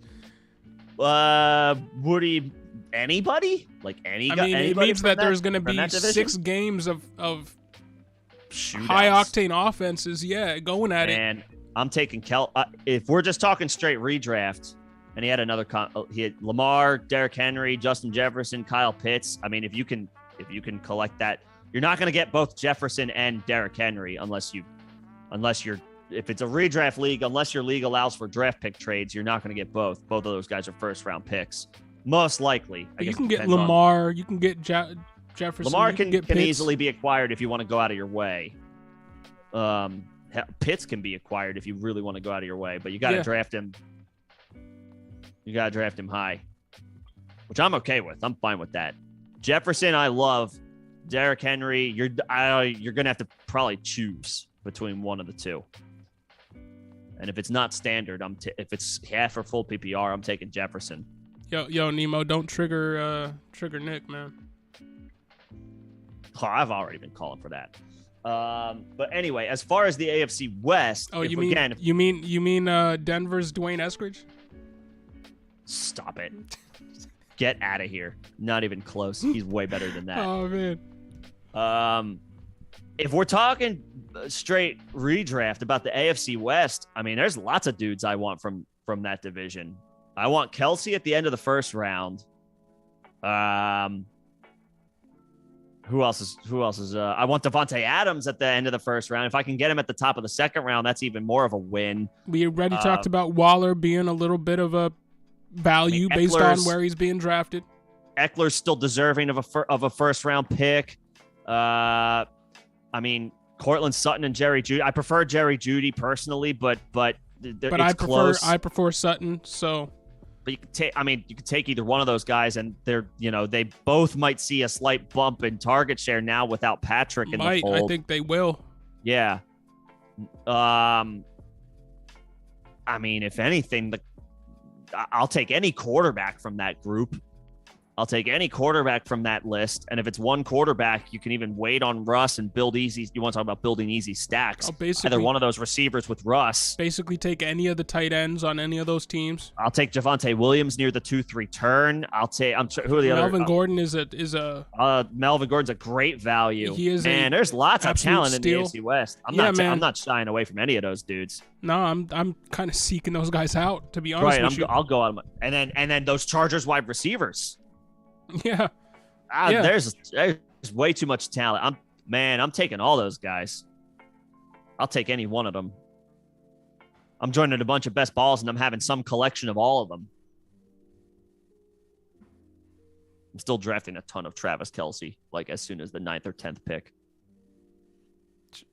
Yeah. Dude's going to be worth it this year. Earlier in the offseason, I did it and I was like, I don't know if I wanted to do that. And now I'm like, I don't care. No, I'm with you. That specific draft, I think Mark Andrews fell to the 3rd round, and then Kyle Pitts fell to the 4th round, and I was like, what are these people doing? But now I'm like, it's like whatever. This happened in May. Well, I'm sure it. Yeah, no, right. Take the AFC. Take your AFC West, boys. I would draft plenty of guys from the AFC West and not think twice about it. And as far as which guy we should take first, knowing it might not be possible, Riley, I mean, in redraft, it's a personal preference. Yeah. In best ball, it's Mike Williams, but we're talking redraft here. So it's, Keenan Allen for the past couple of years has been a layup. I think you prioritize Justin Herbert and you hope Mike Williams falls to you if you're of the belief that your league mates don't like Williams all that much. I wouldn't go that far. I would take him in the 3rd. You would take Mike Williams in the 3rd? At the 309? Yeah. And I'll hope Herbert falls to me in the 4th. Because you're not waiting that long. He's still at the top. He's still in the top 3 or 4 picks. Why can't I do math? He's still like the 4th pick in the 4th round. Fair. I would roll the. You know your league mates better than anybody, Riley. Certainly better than us. So if you feel like you have a beat on the trends of what your league mates are going to do, then fair. But I can only just go off of I've done 30 some odd best balls at this point. Mike Williams goes before Justin Herbert every single time. Every single time. It's not a toss-up.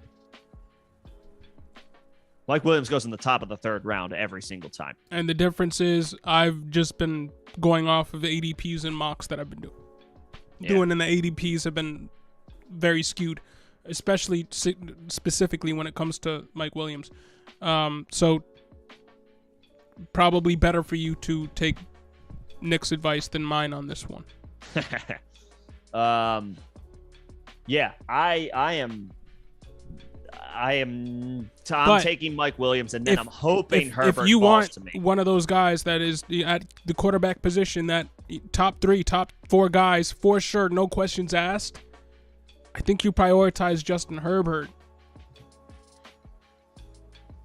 Because, yes, you're looking for that stack in Mike Williams, but if somebody takes Mike Williams, you're not out a top-tier quarterback. You're out, maybe your wide receiver 2, who you can still recoup at a later round. Because there's so many wide receivers in the league. There are. And I am on record in my draft plan, which will be rolling out here shortly. So I was so I'm kind of prioritizing quarterback, knowing that even if I don't get the stack, I can achieve a stack later on, and I have a top 3 guy at quarterback. If you go the other way and you get Mike Williams, you have a chance at a top 12 guy. But then you're hoping that you can get a Kyler Murray next up. Which would also be fine. I don't know, man. It's a toss up, and you really gotta. gotta read the room. Again, you know your league mates better than we do. if that's if that is the strategy that you have identified as what you want to do, I would take Mike Williams first. Because here's the thing. Let's say somebody takes Herbert. Or let's say you take Herbert first. Now you are leaving Mike Williams for another 6 picks, potentially vulnerable to be scooped up by guys at the 310, 311, 312. Whereas if you take Mike Williams, those guys are going to be less incentivized to take Herbert because they themselves can't build the stack. Yeah, you got a point there.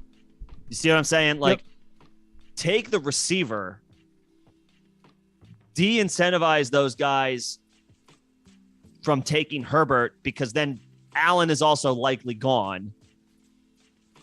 And then if they want to take a quarterback that high, they're doing so without the luxury of being able to build a stack. Because not only do you have Williams, somebody else probably earlier in the round has Keenan Allen. That's what I would do. I would be more upset. Let's put it this way. I would be more disappointed if I took Herbert and missed out on Williams than the other way around. Fair enough. That's just. And this all to say, I never recommend taking a quarterback early in the first place. Yeah. But if you got to do it, there's a great argument for it, though. Some of the top guys are, between Allen, Herbert, Kyler, and Lamar and Mahomes. I'll throw Mahomes in there too, despite no Tyreek Hill. I mean, all of those dudes are like shoo-ins. Yeah, but I have been vocal about if I am going to identify one person, one quarterback who I am willing to draft within the top 5 quarterbacks, it's Kyler. It's Kyler Murray. It's Kyler, and I'm really not trying to force the issue with anybody else. Yeah. Because you can get a discount on Marquise Brown. You're not paying those Mike Williams prices for Marquise Brown. And you're not paying any sort of prices right now for DeAndre Hopkins. So, yeah. But if you're dead set on getting that Chargers stack, then follow Nick's advice. Is Rashad Penny's injury risk too high? Not at cost. Nah, because at cost he's a target for me, man. Yeah, Kenneth Walker's keeping his cost low. He can be had right around the Ramondre Stevenson, Ronald Jones, Isaiah Spiller. His ADP on Underdog is 90. That's a value. That's a value. In a 12-team draft, you can get him in the 8th round. That's a value. There's not that much risk baked in on that when it, as it pertains to the guy who should be the starter. Every running back has injury risk. Yeah, the injury risk for running backs is 100%. And Rashad Penny didn't return too early from an injury. Yeah. He returned from the injury and was the best running back in the league over the last 6 games. Didn't get injured over the last 6 games. And went into the offseason healthy for the first time in how many years? 3, 4. Yeah. And we like Kenneth Walker. As a rusher, as a prospect, we like him. Yeah. But they don't have a role. They were trying to shoehorn Chris Carson into a pass-catching back role a little bit. They were using him more when healthy last year and the year before that as a pass catcher. The role that likely won't be going to Kenneth Walker. It will be going to Rashad Penny. I like Rashad Penny. I like Rashad Penny a lot at cost. Yeah, he should be fine. He's a target for me there. He's absolutely a 0 RB target for me there. Yeah. The only concern is that it's just probably going to be a bad offense. Hasn't it always been kind of a deficient offense? Not with Russ. And we were always expecting more out of that offense with Russ at the helm over the last 4 or 5 years. Well, we wanted them to throw the ball more. We wanted them to throw the ball more because Russ has that ability in him. Now, this offense, this prehistoric offense that wants to run the ball, the expectations shift. It's going to be better for the running backs because these quarterbacks stink. Drew Lock and Geno Smith are not it. Better for the running backs. More reason better for the running backs to go in on Rashad Penny. Yeah. Hell, both of them will probably end up being fine. Yeah. Penny and Walker. But the edge goes to the guy who is coming off of a strong end to last season where he built up some serious momentum for himself in Penny. Yeah. So, yeah. No, I think Rashad Penny ends up being the 1A by the end of the year. I think he starts the season as no, the 1A. but I think people's thought process is, he starts, but how many weeks until Kenneth Walker moves him out the way? I don't think he ever gets moved out the way. That would require an injury. Yeah. That would require an injury. Yeah, I like it. Bottom line, draft Rashad Penny at cost. Nemo, Isaiah Likely has been a star, and with Kolar missing camp, he can easily be the number 2 behind Andrews or play a hybrid role. Lamar called him a baby Mark. Okay. Called him baby Mark. So, yeah, I mean, there is work available for the Ravens as far as, the pass catching department. With Hollywood Brown gone. Bateman gets promoted, but Bateman was contributing by the second half of last season. So there are targets available in this offense. Because Sammy Watkins is also gone. That's another, 50, 60. How many targets do you have? 60, 70, somewhere around there. There's work available in this Ravens pass catching room. It's hard to vouch for a rookie tight end that was drafted in the 4th round. But this is a team that will be looking for somebody to step up other than Mark Andrews and Rashad Bateman. And they don't have a ton of wide receivers right now who look like they're about to take that jump and step up. Yeah, it's Devin Duvernay and James Prochet, and I guess Tylan Wallace is their wide receiver 4 or 5. I mean, and Duvernay picked up I think he's okay, but he did get dinged up in camp a couple of days ago with an injury. Man, the Ravens are a team that could use a guy like Will Fuller or one of these free agent wide receivers. They could. But also, we've seen Lamar Jackson lead the league in touchdowns with a peanut butter sandwich as his wide receiver 1. So, maybe they don't necessarily need to worry about it. Yeah, I mean, could he mix in? Sure. Does that mean he catches more than 15 to 20 passes this year? I don't know about that. Keep an eye on him. Keep tabs on him. Lamar was talking him up. But Andrews is going to be the target hog in this offense, and we're expecting big things from Rashad Bateman. My only issue with Isaiah Likely is the very low RAS score. Did I pour a drink? There it is. There it is. That low RAS score. Charlie Kolar having one of the highest RAS scores in this class. Yeah, what's Kolar's injury? Sports hernia. Oh, all right. So that's similar to what Bateman suffered. I believe so. Caused him to miss time during the preseason or during training camp last year. Yep. Okay. So that's going to set Kolar back for a little while, but that's just for this season. I would rather have Kolar still.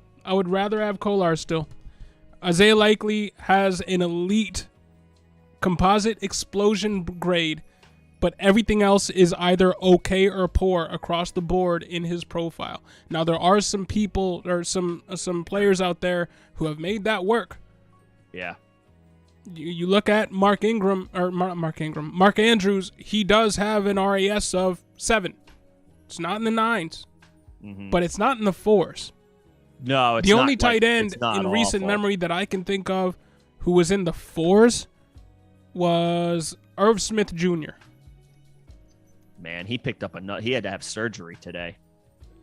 Yeah. On his thumb, right? Or on a finger.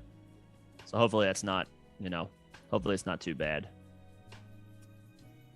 But yeah, he can't seem to catch a break. No. But Irv Smith, his knock was being 6'2". His main knock in his RAS profile, Irv Smith Jr., that is, was that he was short. Great explosion grades, better than average bench, vertical, broad jump, all that stuff. Mm-hmm. Isaiah Likely was worse, and he's taller.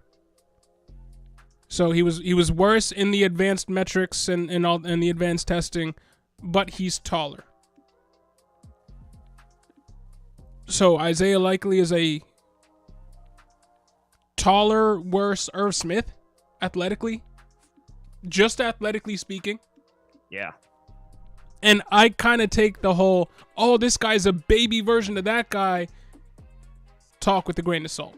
Well, yeah. I mean, they're so far I think the Ravens put the pads on today for the first time. I mean, I think a lot of we're talking about they're running these drills where it's 7-on-7 and there's not, you're not seeing the full version or variation of what the offense is going to actually look like in an actual game. All I'm going to say is Charlie Kolar has Logan Thomas in his RAS comps. And Isaiah Likely's best RAS comp is Jeff Swaim. Oh, no. And Jeff Swaim had an RAS of 7.8. He didn't have an RAS of 4.8, which is what Isaiah Likely's is. 4.8. Yeah.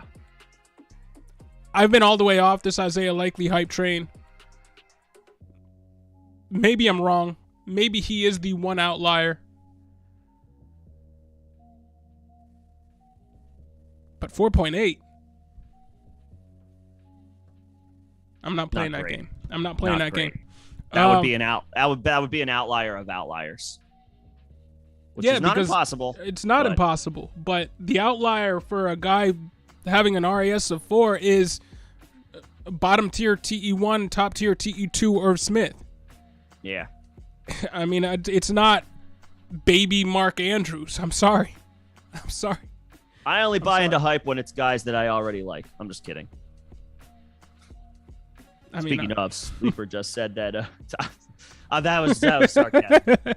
Speaking of hype of Sleepers, little notification just now. Elijah Moore looks firmly established as the Jets' #1 receiver. Heyo. He's been having a great camp, reportedly. Elijah Moore's been crushing it. And I just, since Nemo brought up my boy Josh Gordon. Shots. I do need to just say one more thing.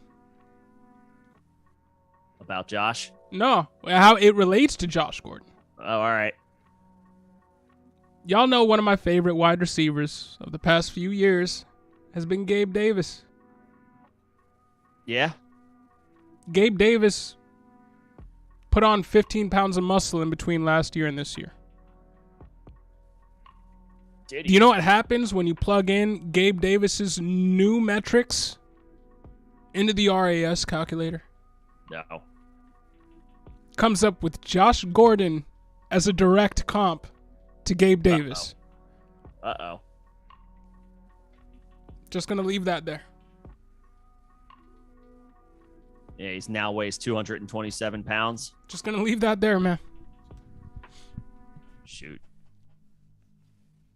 That 4th round ADP is looking worth it. Oh, man. Gabe Davis. Davis, I don't baby Josh Gordon. What? Yeah. I don't remember the last time I've seen an ADP spike based on hype and potential more than Gabe Davis this year. But it feels deserved. Yeah.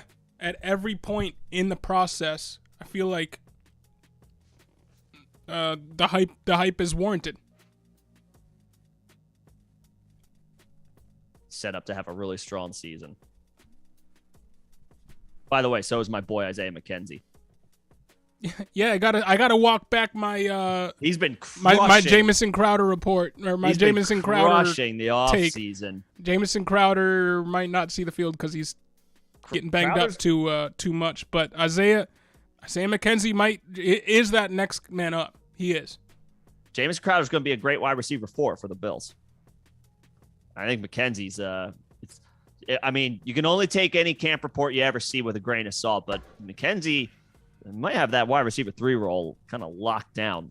We thought he would at the end of last year. Did we not? I mean, after that 12-target game where he had caught 10 of them in a touchdown. They were using him in the backfield and moving him all over the place. Yeah, man, Isaiah McKenzie, get in on him. Yeah, I mean, he is slightly younger. Jamison Crowder, that has never been on the field to sustain the injuries that Crowder is dealing with now. Giddy up. Giddy up. Let's go, Isaiah McKenzie. Big trust. Did you really just call him Gabriella Davis? Come on, bro. Come on, bro. Come on, man. Yeah, I can't get on board with that one. Treylon's he's turned a corner as far as the headlines dating back to rookie OTAs when the rookies were playing and he was dealing with asthma issues. He's looking good in camp, but there's no way I want Treylon Burks over, Josh Allen's number 2 receiver. Yeah, Ryan Tannehill's number 1 versus Josh Allen's number 2. Yeah. Them basically being the same age. I'd rather have Josh Allen's number 2. Yeah, it's all about opportunity, man. It's all about that Josh Gordon RAS comp, man. And just an offense that's going to throw the ball 2/3 of the time versus a team that's going to run the ball 2/3 of the time. And even when Derrick Henry went out, they still ran the ball 2/3 of the time with Dontrell Hilliard and Donta Foreman. Yeah. So, I mean, even if that happens again, we're probably looking at a Dontrell Hilliard, Hassan Haskins, Julius Chestnut, RBBC with Treylon Burks running a lot of play action out routes down the field. And yeah, I mean, he could get 10 targets. He could. I trust them for the targets for Gabe Davis more than trust the targets for yeah, Treylon the Burks. Opportunity. If you're a receiver in an offense that wants to throw the ball 2 out of the 3 times, that's what and obviously, it's Davis's ADP is much higher than Burks's, and rightfully so. If you're talking about you'd rather opt for like a running back where Davis is getting drafted and then take Burks, I mean, that's a slightly different story. That's a slightly different conversation, but I mean, you win by attacking the correct opportunities. And Davis's opportunity, even as a number 2 receiver in the Bills offense, is better than, number 1 receivers in run first offenses like Tennessee. And we don't even whatever Robert Woods is running routes right now. I don't even know if, he might not be ready week 1, but I don't know that even I don't know if Treylon's going to be their number 1 option. I don't know that. Yeah. If Robert Woods is healthy, it's probably going to be Robert Woods. And say Gabe Davis doubles up on his target totals of 62 in his rookie season and 63 last season. If he gets 120 targets, which I don't think is out of the realm of possibility, playing the full-time role as the number 2. Yeah. In both of those years, 599, 549 yards, double that up. That's over 1,000 yards. And in back-to-back seasons, he's had more than 6 touchdowns on those target totals. Yeah. So what? He's a threat for over 1,000 yards and double-digit touchdowns. I don't know if we can say the same for rookie season Treylon Burks. Not in that offense. He might get the yards. I don't think he gets the touchdowns. So I would rather have Gabriel Davis. Yeah. For this season. Yeah. Yeah. Real quick before it gets away from us, ML said that Jamal Williams was running with the first team today. Is he a risk to DeAndre Swift? Nah. I mean, teams are gonna do this. Teams are gonna run. They're gonna run different guys with the first team offense. They're gonna give backups an opportunity. And we know what Jamal Williams is. Jamal Williams is a good player. Yeah, you got to get your opportunity to work. And you're trying to limit injury too. You're trying to divvy out these reps to limit injury. We just saw what happened in training camp to different position, but Tim Patrick. Well, even Demaria Crockett picked up an injury. There you go. Picked up a torn ACL also for the Broncos. That could have been Javonte. That could have been Melvin Gordon. Lots of times these things are more touch management, even in practice.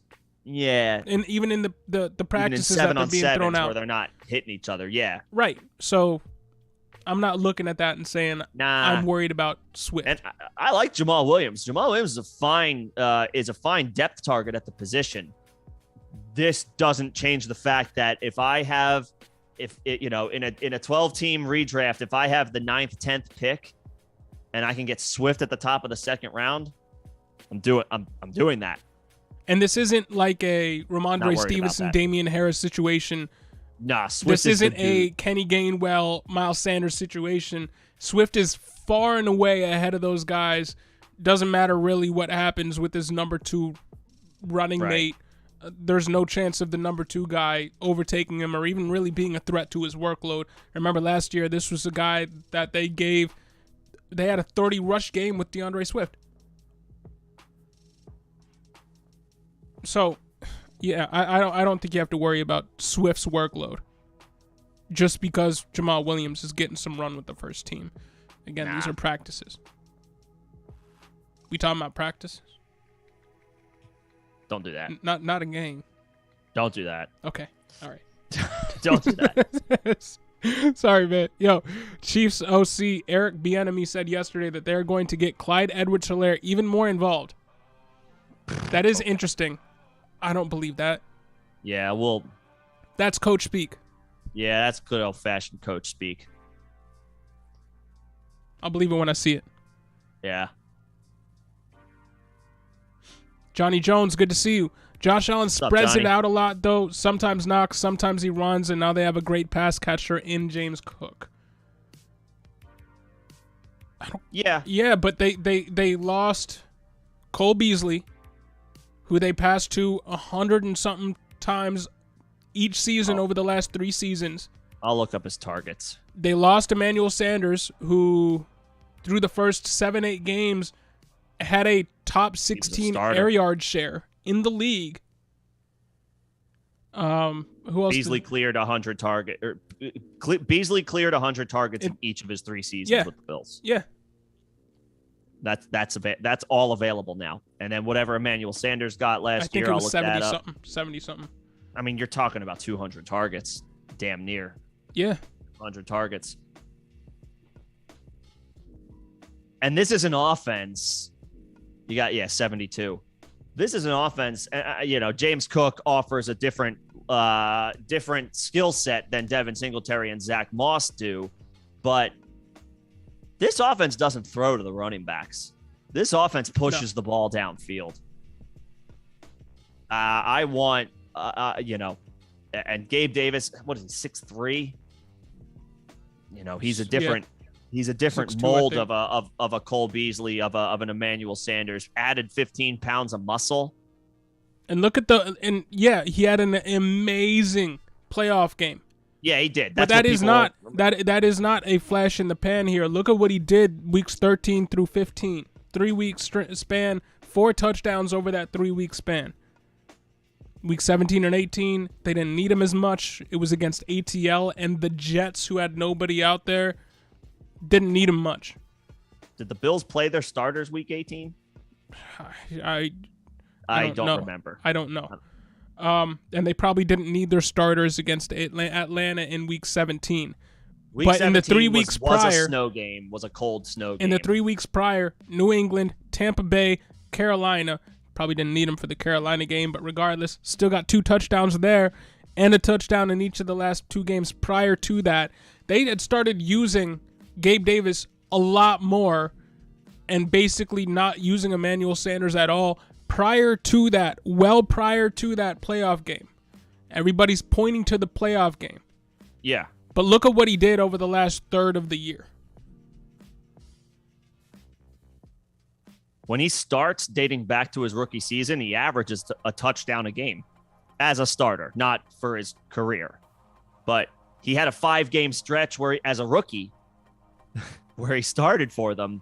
I think I don't remember who was the Bills' other outside receiver. No, it wasn't Beasley, but like for the, John Brown.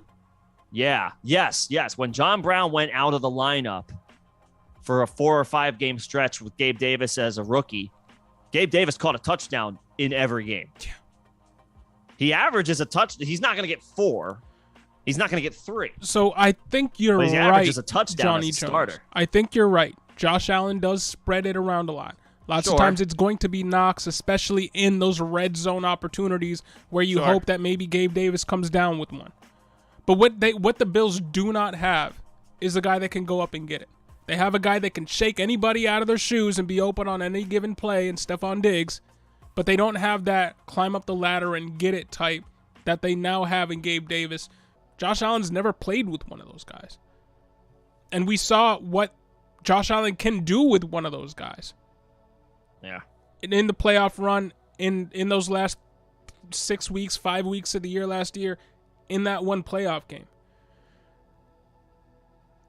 There's going to be times when Knox gets the ball. There's going to be times when even James Cook gets the ball, even though we're not speculating that James Cook is going to come out the gates on fire and put everybody else to shame. Gabe Davis is going to get 115, 120 targets. He's going to get that. And when he gets that, you're going to be hoping that he's on your fantasy team. Especially because he seems to be, through his 2-year career thus far, a touchdown magnet. Yeah. I think fade him at your own risk. I understand. It's a steep cost. It's a when steep it turns price to to winter pay. and Buffalo is in a blizzard, y'all see what happens to Josh Allen's stats. Yeah, they might run a little bit more. They might.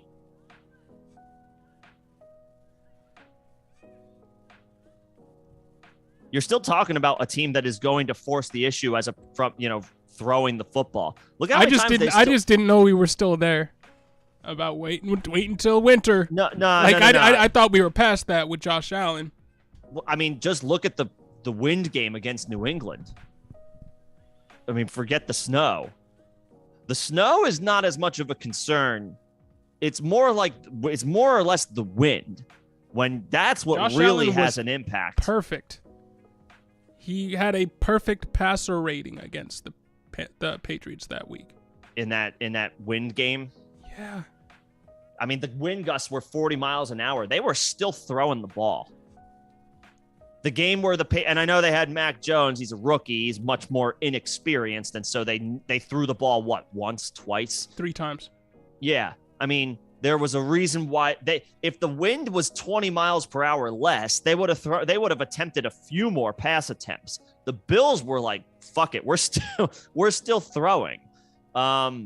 I would not be and to that point, those are teams that are more acclimated to handle those conditions because they play in them. Yeah, it's a little bit more foreign for a team that plays in the South or a team that plays on the West Coast when the weather is better. It's harder for those teams to travel to those scenarios. The Bills live it every year. They didn't go away from their approach on offense. And they drafted one of the weirdest games of the season. They drafted Josh Allen to be able to be weatherproof. Yeah. In that game where weather was an issue against New England, 314 yards, 3 touchdowns, no interceptions. Was that his final numbers in that New England game? Yeah. Yeah, I mean, and we're worried about Josh Allen in the elements passing the ball. I wouldn't be worried about the snow, man. I know that he had a weird game against the Falcons week 17, and I think they only attempted to throw the ball like 25 times. Sure, that was a weird box score. I think he ran for 2 touchdowns. I don't think he threw for a touchdown. It was he weird. had 3 interceptions, but passed for 2 touchdowns. Oh, he did throw. Okay, I mean, all right. I think he rushed for 2 touchdowns. Ran for 2. So yeah, that was a weird one. That was a weird one against a bad Falcons team in the snow. That one was strange. Sure. But I would put I pin more on that wind game, that 40-mile-per-hour wind game, where it's significantly harder to throw the ball because the wind is just taking it. It's just taking it. You got to be on it. You need pinpoint accuracy in a game like that. And they did. They threw it short a ton, but it worked. It still happened.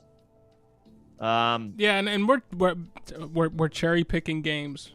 Yeah, I mean, like the majority of the games that we're playing in next year or this year coming up, they're not going to be in these situations. They're just not. Any home game in Buffalo, you might have in December. There's a threat. Yeah, but even though there's bad weather, you might have to deal with 2 of those a year. What's their week? What's their week? Like what's their schedule this year? I'm gonna go look at their weeks like 14 to 17 games. I know their week 17 game is in Cincinnati, so yes, that one's a little concerning as far as the weather. And Chicago week 16 on the road, and then at home week 15. Yeah, so it's gonna be cold in December.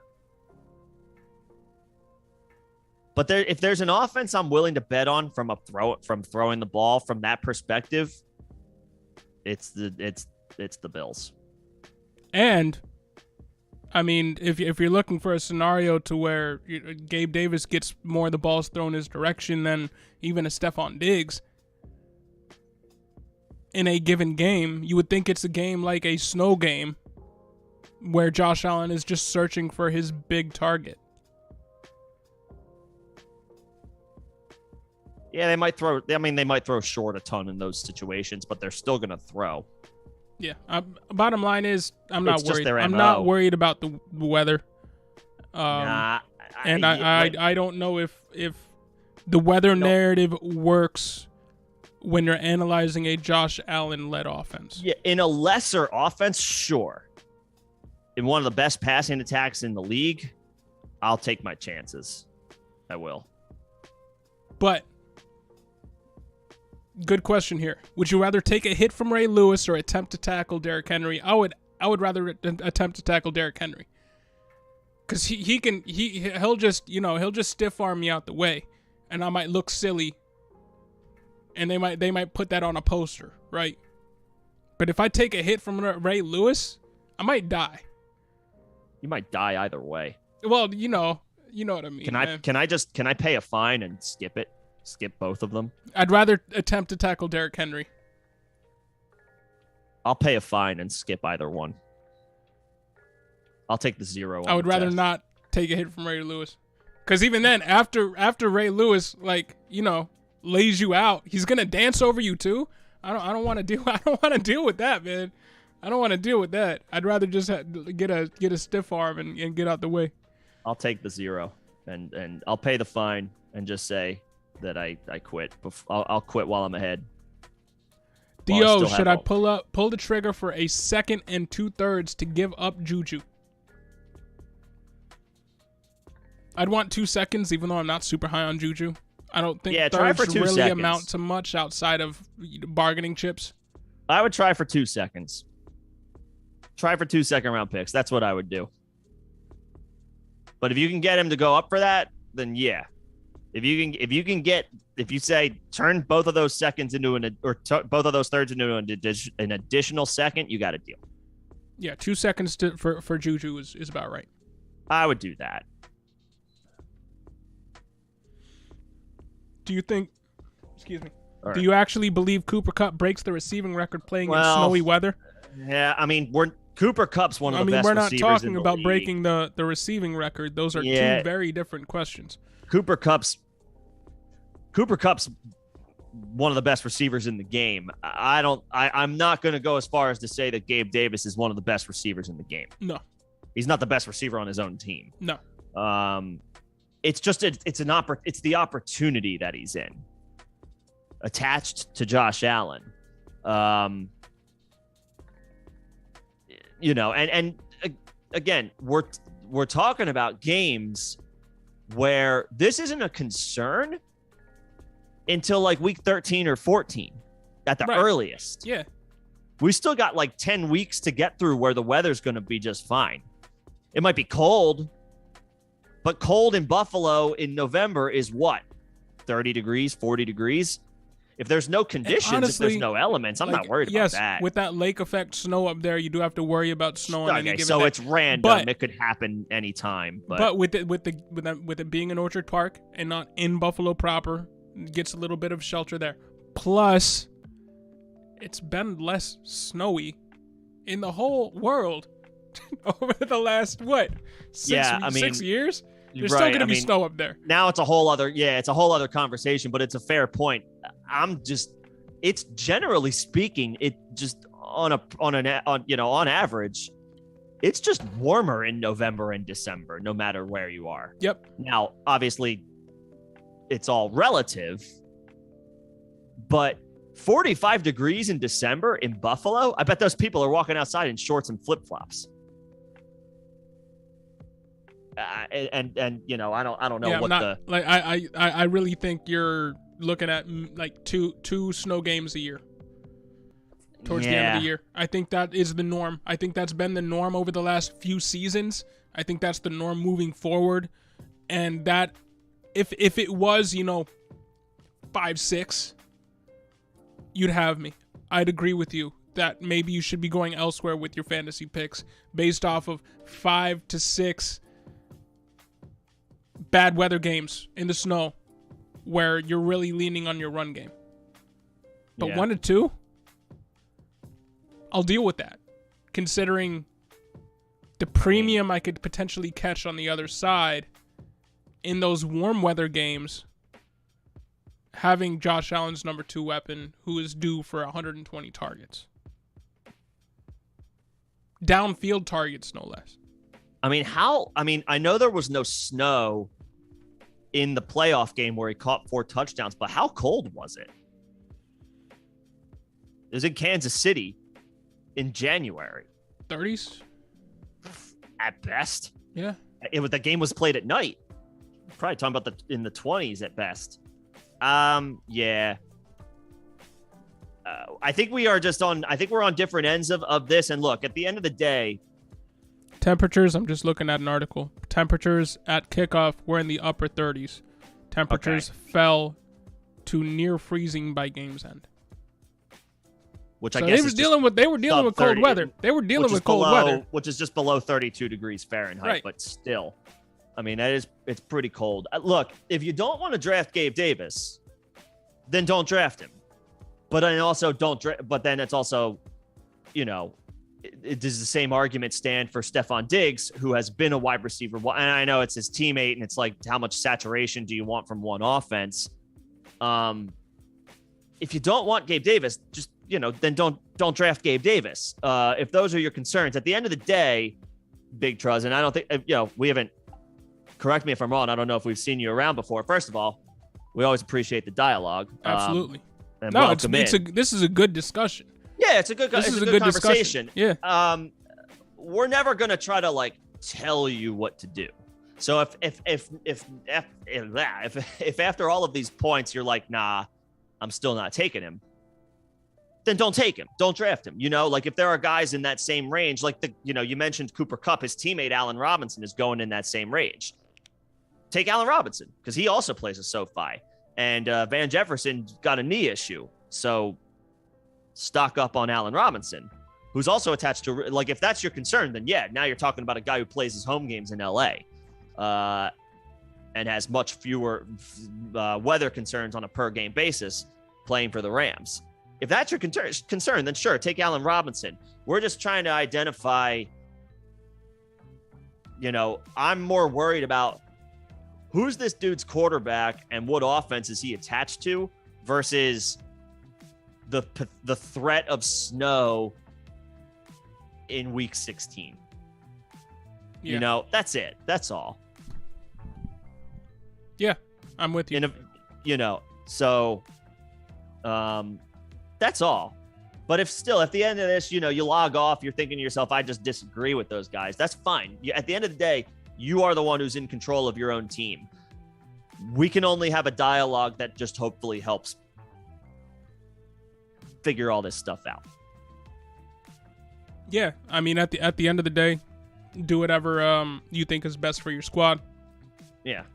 But we would both advise that you don't take weather too much in late season weather too much into account on draft day when you're talking about high octane offenses that are kind of weatherproof. But that's all. Yeah, that's the hope. Anyway. And I have to agree with a lot of your points. The best receiving seasons ever are always in domes or in California. But I'm never speculating that Gabe Davis is going to have one of the best receiving seasons ever. Yeah, I mean, so the comparisons get a little lost there. Yeah, but I think we both made our points. That's not fair to Gabe Davis just because he's not on Cooper Kupp's level. Nobody. Well, how many people are? Two other guys. So yeah, I mean, do I wish Gabe Davis was playing in a dome? Sure. Yeah. I am dumbfounded as to why the Bills' new stadium. What? If the Bills built a dome, then they're hosting home games throughout the playoffs for the rest of Josh Allen's career. Because yes, and I don't know why they're not factoring that into the new stadium they're building. They're not. They will be playing out in the elements again. They want there's like a I don't know. There's like an image. There's a toughness there, and I'm like, dude, just build the freaking build the damn dome and profit for sure. Yeah, absolutely. And then it's not even like you. Then you can have winter concerts there, off-season concerts when the weather's bad. Like a multi-purpose stadium. Yeah, that does yeah. other It things. doesn't. It doesn't need really to shut down make sense. in February. Right. It doesn't really make sense what they're doing. But, yeah. But I'm more worried about, when I'm building a fantasy team. I'm more worried about is my quarterback Ryan Tannehill in Treylon Burks or Josh Allen with Gabe Davis. Yeah, right? And I like Ryan Tannehill. Tannehill's been really good, been rock solid, one of the most efficient quarterbacks since he took over in Tennessee. I'd rather have Josh Allen. Yeah. In any neutral situation, in the cold, in the heat, in a dome, outside, on the moon, like I want Josh Allen.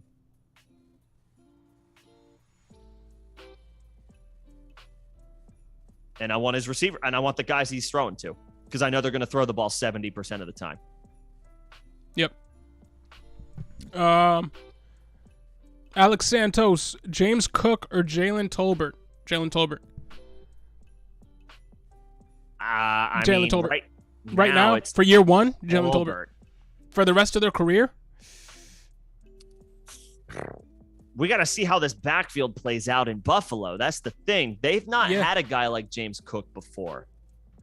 And they're hoping he can turn into an Eckler. They're hoping he can turn into a Kamara, but there's no guarantee that he will. Half of that. There's no guarantee that he will. We could be looking at J.D. McKissick, Nyheim Hines, which would be great in its own right, but then you still need a number one there.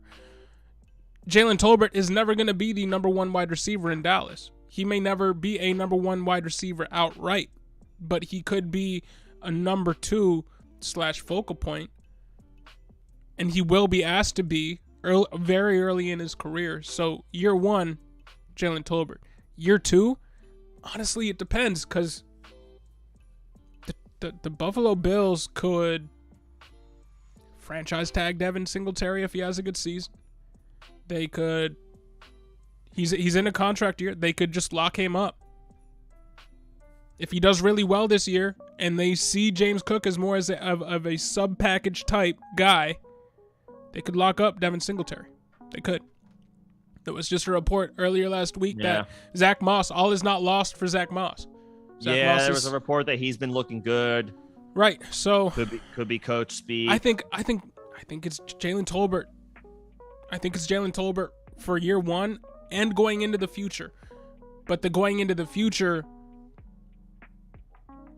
like, you could go either way. I just think Jalen Tolbert is the safer option to pick. James Cook does have second round draft capital, so that is not nothing. No, it's not. I mean, for this year, I want Tolbert. I hope he pops off after a couple of weeks, and then I'm trading him for an established player. Yeah. Would you trade Jalen Tolbert straight up for Michael Gallup then? You might be able to get a little bit more. Yeah, I think so. But before Gallup returns to form, yeah, you might be able to get a little bit more. So give me an extra piece, but yeah.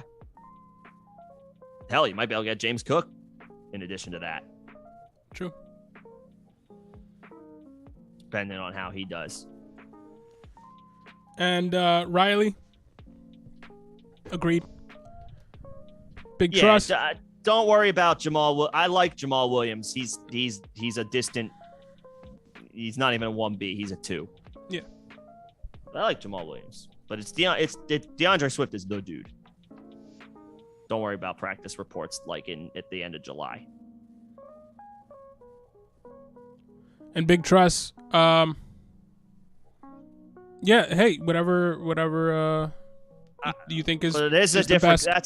That's a completely different conversation. That's a different conversation. I'm not talking about Allen for fantasy. I'm talking about I want the guys he's throwing to. I mean, for NFL purposes, yeah, I want Allen. In a one quarterback league, yeah, I want to wait. Yeah. But in a one quarterback league, I want the receivers he's throwing to. I'm not talking about. We never said definitively draft Josh Allen in the 3rd round. Just that I want the guys that he's throwing to. Because it's a pass-first offense. But I also want the guys that Stafford is throwing to. This isn't a mutually exclusive situation here. I want both. Yeah, I'll take both if I can. And I agree that, hey, in a 1 QB, if you can get Stafford in the 10th versus Allen in the 3rd, yeah, it's probably a better idea to go with Stafford in the 10th. Yeah, that's a different conversation than what we Very were different having. Conversation. But I agree with you on this point. Yeah, wait on quarterback, of course. Yeah. Wait on quarterback. But yeah, this wasn't a draft Josh Allen. It was a draft Gabe Davis versus not draft Gabe Davis conversation. Right. But yeah, in one quarterback, yes, wait.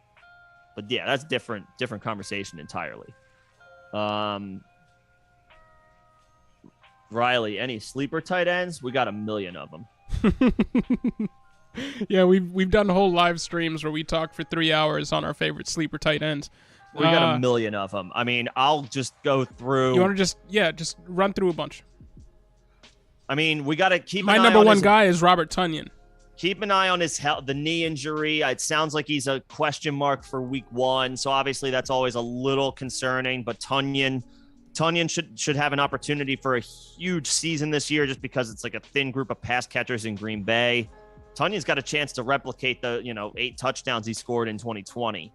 11. Or he had 11. He had 11.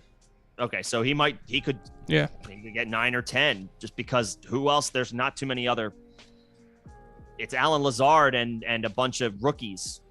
Sammy Watkins got activated over the last so 2 seasons, 28 or something touchdowns have been vacated from the offense. Right, so somebody's got to pick up the slack.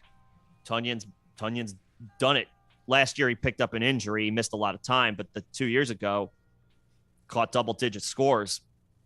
The Packers, in true Packer fashion, didn't do a ton to directly replace Devontae Adams in free agency. They drafted Christian Watson in the 2nd round. He's been on the PUP list. He's been mostly billed as a project so far this offseason. Romeo Doubs, has been drawing rave reviews. Wasn't he a 6th round pick? I'm intrigued by Doubs, but Tonyan is a great pick. In a vacuum, Tonyan is a great pick. Hunter Henry's got an ADP of 148. He was inconsistent, but didn't he catch 9 touchdowns? And he should be more consistent this season. The Patriots have always prioritized using tight ends in the pass game for years. So he's a guy. Gerald Everett's got an ADP, after 150. Great now guy he's to catching pair with passes from Herbert. Justin Herbert. Yep. I mean, dirt cheap ADP. Jared Cook on that team was the back end tight end 1, and Gerald Everett is much better at 28 than Jared Cook was at 36, I believe. Yeah. I mean, he's a guy. We talked about Irv Smith. Irv Smith, he's more of a mid-tier. He's not really a sleeper, but he's the third guy on the Ravens pecking order in terms of receiving threats. So he's a guy, even though he's coming off another surgery, another injury now, should be ready for week 1. Mo Alley Cox in Indianapolis should have the role pretty much to himself. Michael Pittman's in that offense, and then, we're hoping Paris Campbell, we're hoping maybe an Alec Pierce, but Mo Alley Cox could end up being the secondary option in that offense. And Matt Ryan has passed for over 4,000 yards in 10 straight seasons prior to last year.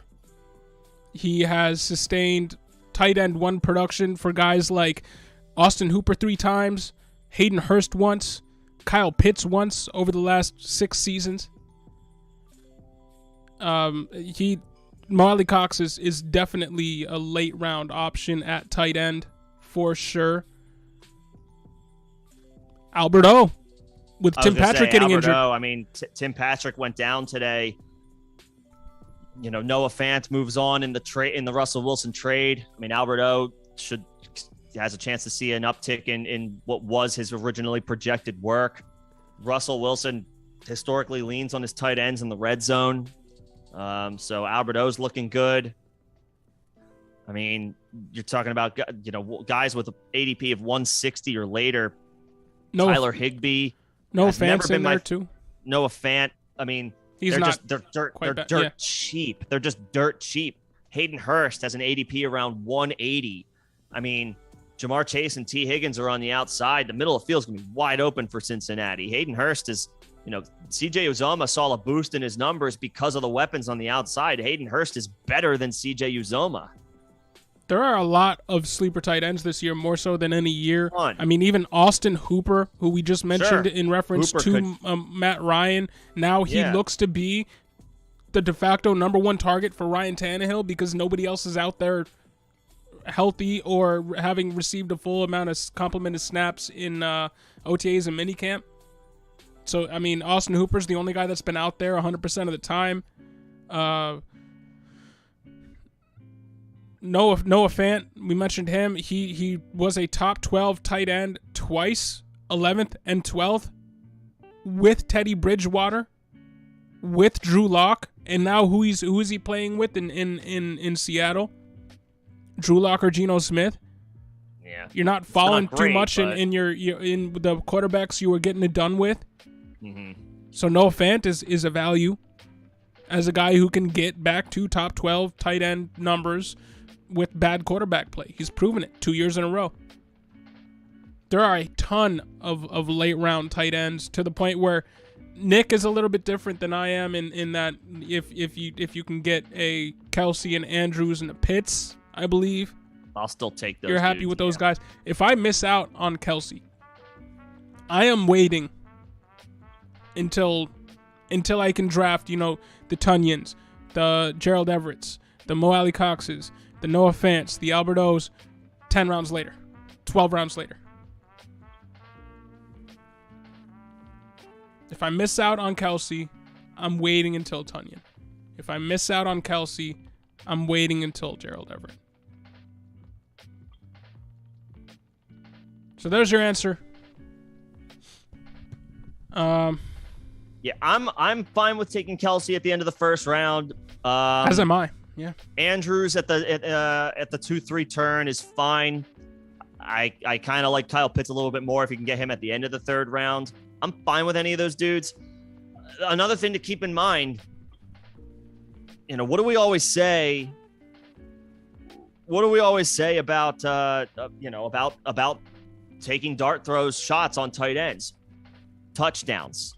So just identify the good offenses. Who has good touchdown upside? I know it's the middle rounds, but like Dawson Knox has good touchdown upside. Dalton Schultz with another injury to that That's wide true. receiver core, James Washington, Dalton Schultz definitely has more touchdown upside. Yeah. I mean, we mentioned Everett attached to Herbert and a good Chargers offense. Zach Ertz early in the year. Zach Ertz. Yeah, Ertz early in the year with attached to Murray. DeAndre Hopkins is going to miss the first 6 games. A guy like Higbee, I know he suffered, it was like an MCL sprain, right? But I mean, 160 picks into a draft. Van Jefferson picks up a knee injury. It might not be week 1, but that's a no-risk roll of the dice on a good offense. So it's just like find the good offenses and see where the touchdown upside lies.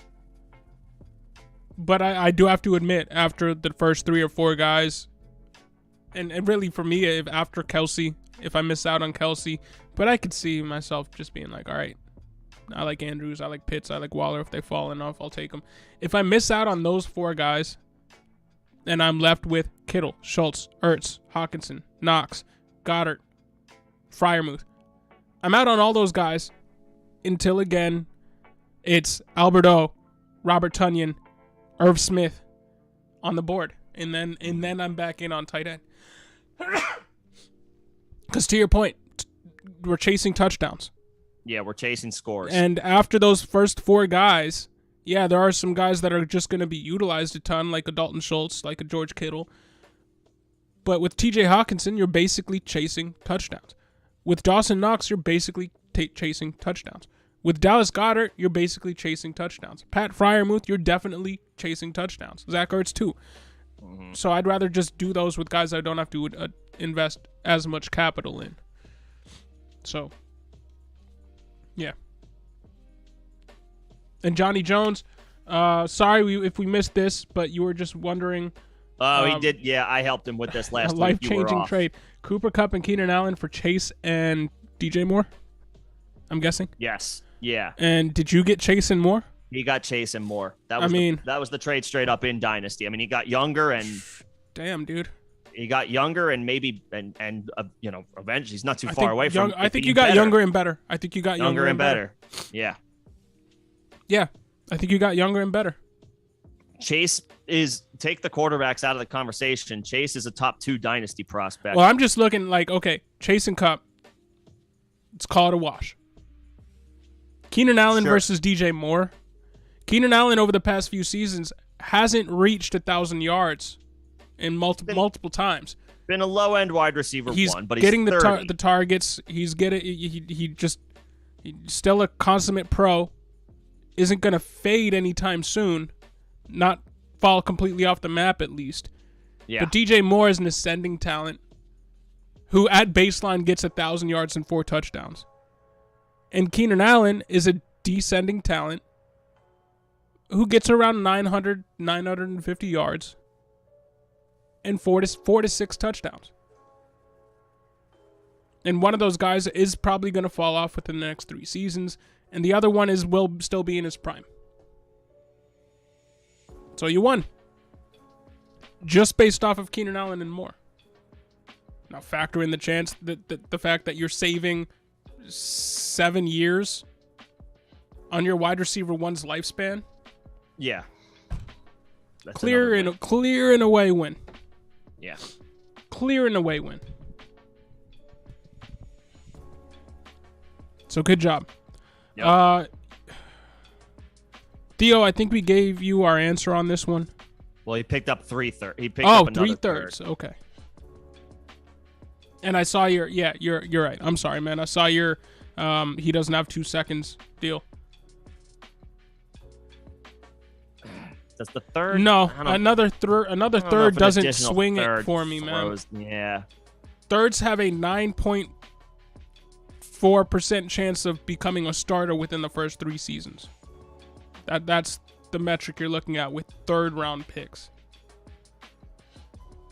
So, I mean, he could add 2 more onto there. You're still looking at best, a 50% chance one of those 5 thirds becomes a starter for you in 3 years. So, to me, I really need the 2 seconds. Yeah, so, I would probably turn that down unless he can do a second and another player I like. because I'm at a couple of thirds ain't doing it for me.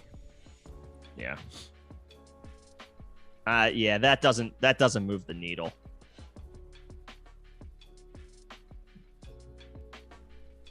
Yeah, and like, where is it? Is it next year? Is it 2 years from now? Like, I don't want that. I don't want that extra third.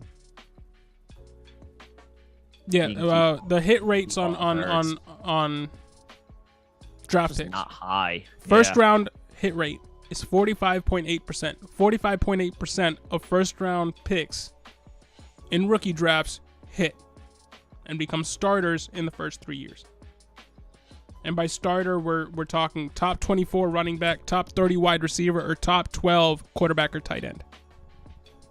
In the second round, that goes down to 30.6. 30.6% chance of getting a starter in the second round. In the third round, it's 9.3. He may add Tony Jones. Nah. That doesn't. Nah.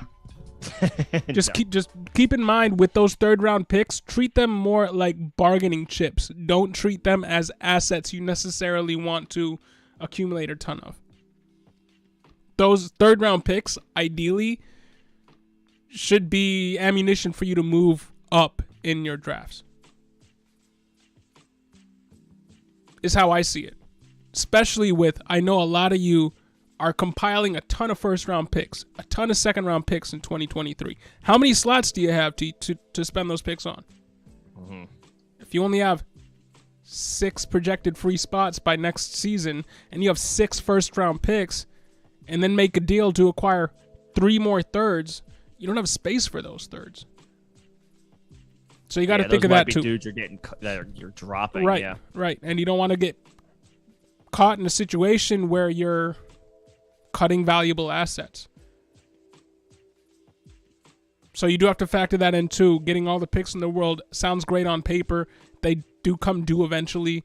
And if you accumulate too many of them, there's a chance that you don't have a place for them on your roster as soon as you draft them. Mm-hmm. So with those third round picks, they're bargaining chips. Unless like a Jelani Woods is available in the third. But Big Truz. Probably not. Probably not. Not with me in the me in the draft. Snooping around. After the stream, I might just draft from the NFC West. Okay. I mean, yeah, man, knock yourself out. Yeah, if that works for you. Probably not the best. Most winning strategy, but go for it. Johnny Jones, I think the guy I traded for is going for a win now. His team is looking good, but you can still contend with that trade. You'll be fine, and you got a top 2 dynasty asset, and you got 5 years younger going from Allen to Moore, who has 3 straight 1,000-yard seasons. Similar touchdown upside as Keenan Allen, but that's been his floor so far. Modest. It's not much, but Baker Mayfield does present a modest quarterback upgrade over what he's had thus far in his career. So yeah. And Chase is Chase. No, I think you won. Yeah, you're fine. Regardless of win now or whatever, I think you won. Yeah. Johnny Jones, how accurate are predicted points on Sleeper? First you're using it, so you're curious. As accurate as Yahoo. It's a guess. It's an educated guess based on probably 10,000 different simulations.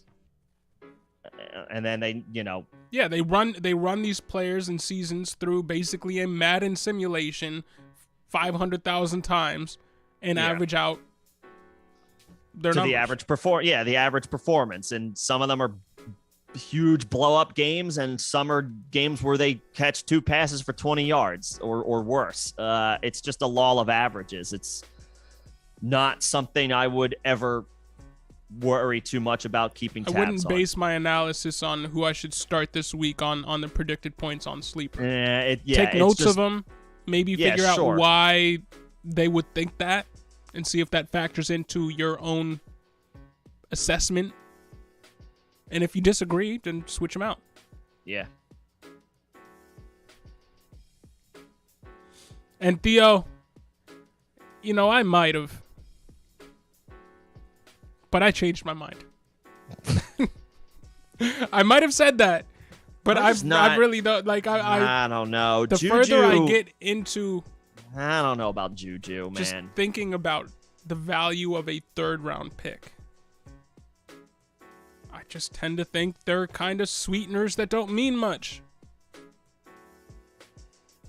I mean, they can turn into something, but when you've got your, the first round pick haul that I know you have, and one out of the 12 turns into Elijah Mitchell for 2 seasons.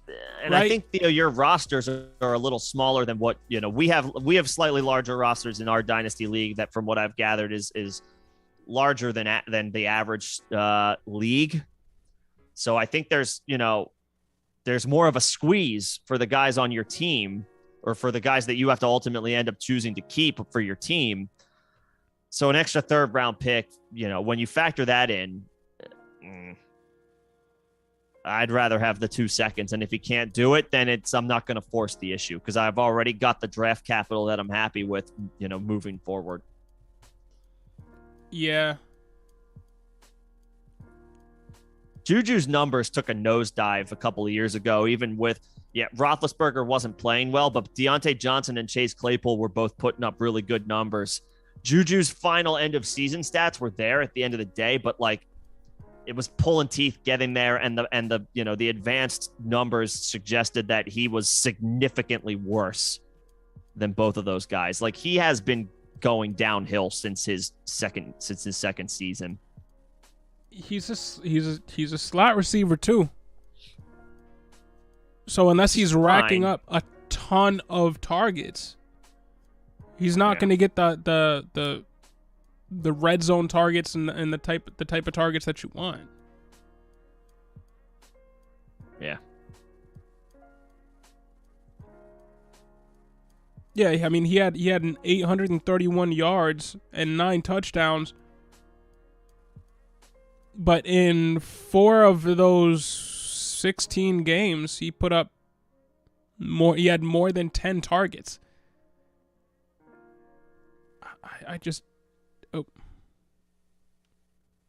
Rojo, I don't know why your message just got. There we go. Yeah, I don't know.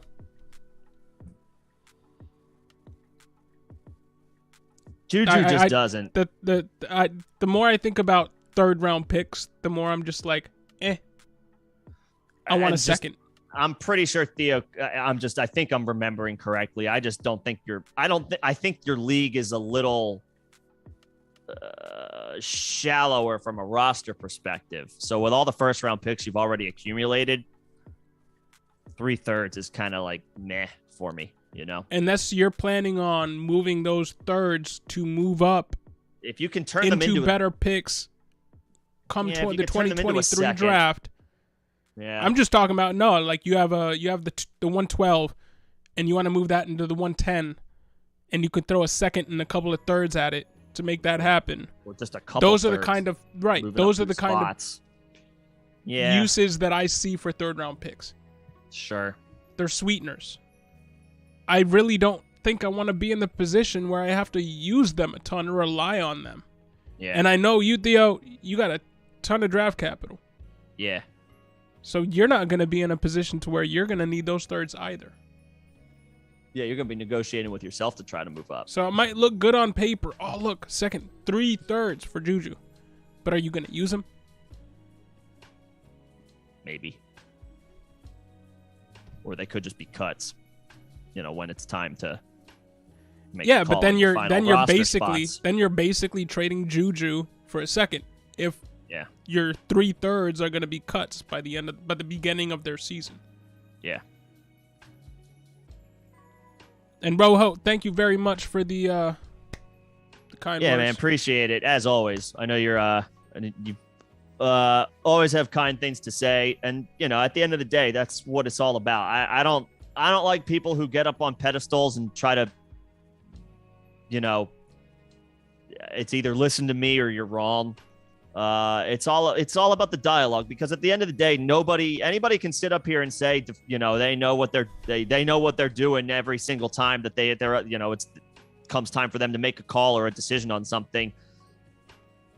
I get things wrong like everybody else. We get things right sometimes just based on, just trying to take a step back and look at things as open-ended as possible, but yeah, that's why I don't often find myself ending up in situations where on a recorded video I got two random people blasting me for a decision that I made. Like, and if it's in good fun, then it's in good fun. But we're here to have as productive a dialogue, but also, just having a good time. And at the end of the day, man, like the conversations that we're having, they're about y'all.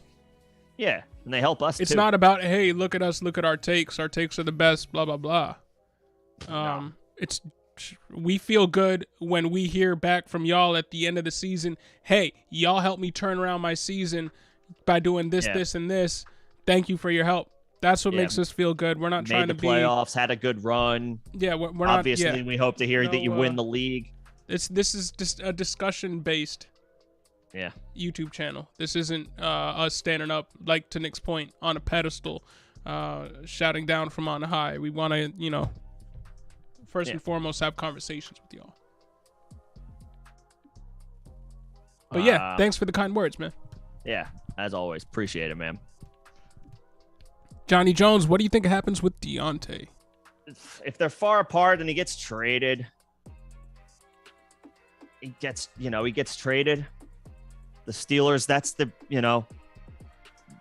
they haven't really locked any receivers up at all. I mean, obviously they signed Antonio Brown, but Antonio Brown was at the top of his game when he was in Pittsburgh. And even then, they were able to negotiate a pretty team-friendly deal. Yeah.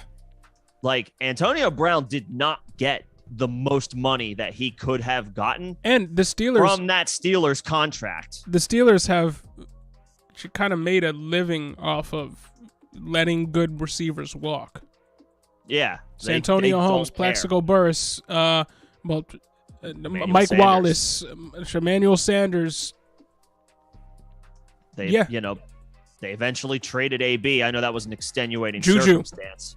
Juju walked. This is their MO. They identify receivers in the draft.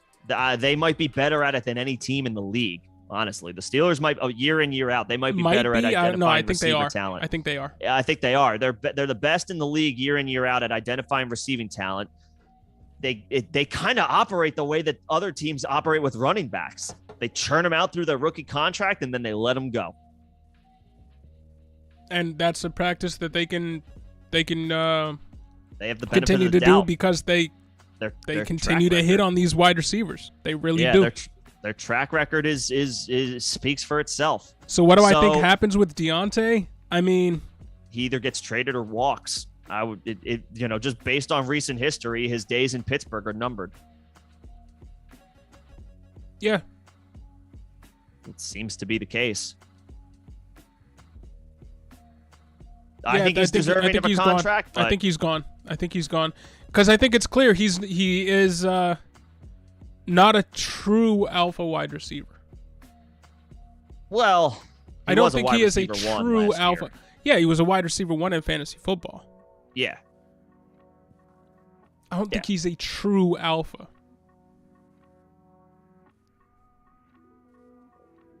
I mean, I guess I'd put him in the top 15 of receivers throughout the league, which would make him a wide receiver 1 on half of the teams in the league.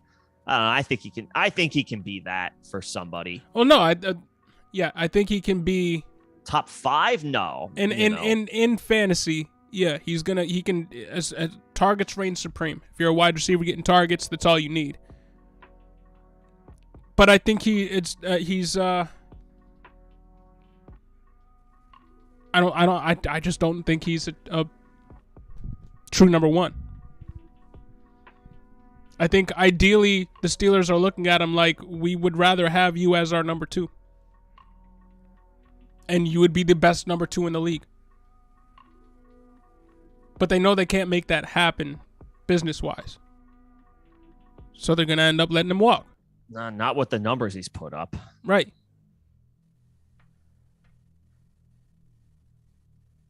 Yeah. But I've picking stock too, man, so I'm not hoping Deontay walks. But I'm predicting it. So I planned for that eventuality by picking up Pickens. Of the Steelers' track record, yeah. Right. I never expected Deontay to get locked up there because that's when's the last time a receiver got locked up there? AB, and he was the best purest. He was the best receiver in offensive. The league. Yeah, not even receiver. He was the best offensive weapon in the league at that point in time. It took having the best offensive weapon in the league at wide receiver for the Steelers to shell out. And to your point, Nick, they didn't even give him probably the deal that he was really worth. No, the Steelers made out like bandits on that contract. So they'll throw Deontay a contract extension. Deontay will probably say, yeah, nah, I can get this plus 33% of this tacked on from another team, and he'll probably leave. And that's it. And then it'll be Chase Claypool, George Pickens, Calvin Austin, Pat Freiermuth, and maybe another guy that they draft next season. Because that's how they do. They just keep them moving. They just keep churning them out. Yeah. And, yo, Johnny, we're never sick of trade enthusiast talk, man. Come on, you know what it is. I might not be able to get, back to you right away each time, but no, keep the questions coming. That's what the Discord is for. Or these chats. No, that's what it's all about. Yep. And Big Truz, I'm always late. Always late when drafting a kicker in defense. Honestly, last two picks. Lots of times I don't draft a kicker. Excuse me. Oh wow, that was sorry, y'all. Whatever, it happens. Excuse me. Seltzer, the seltzer, the bubbly. Yeah, you know how it goes. Hey, Body but no, gas. I'll draft a defense with the last pick. Lots of times I won't even pick up a kicker. I don't draft a kicker. I'll draft an extra skill guy. Put him on my IR, put him wherever. Yeah, hope I can stash a dude in IR, and then that day, the Sunday of game day, then I pick up a kicker. And lots of times, man, and this is how I've lived in redraft over the past 6 years.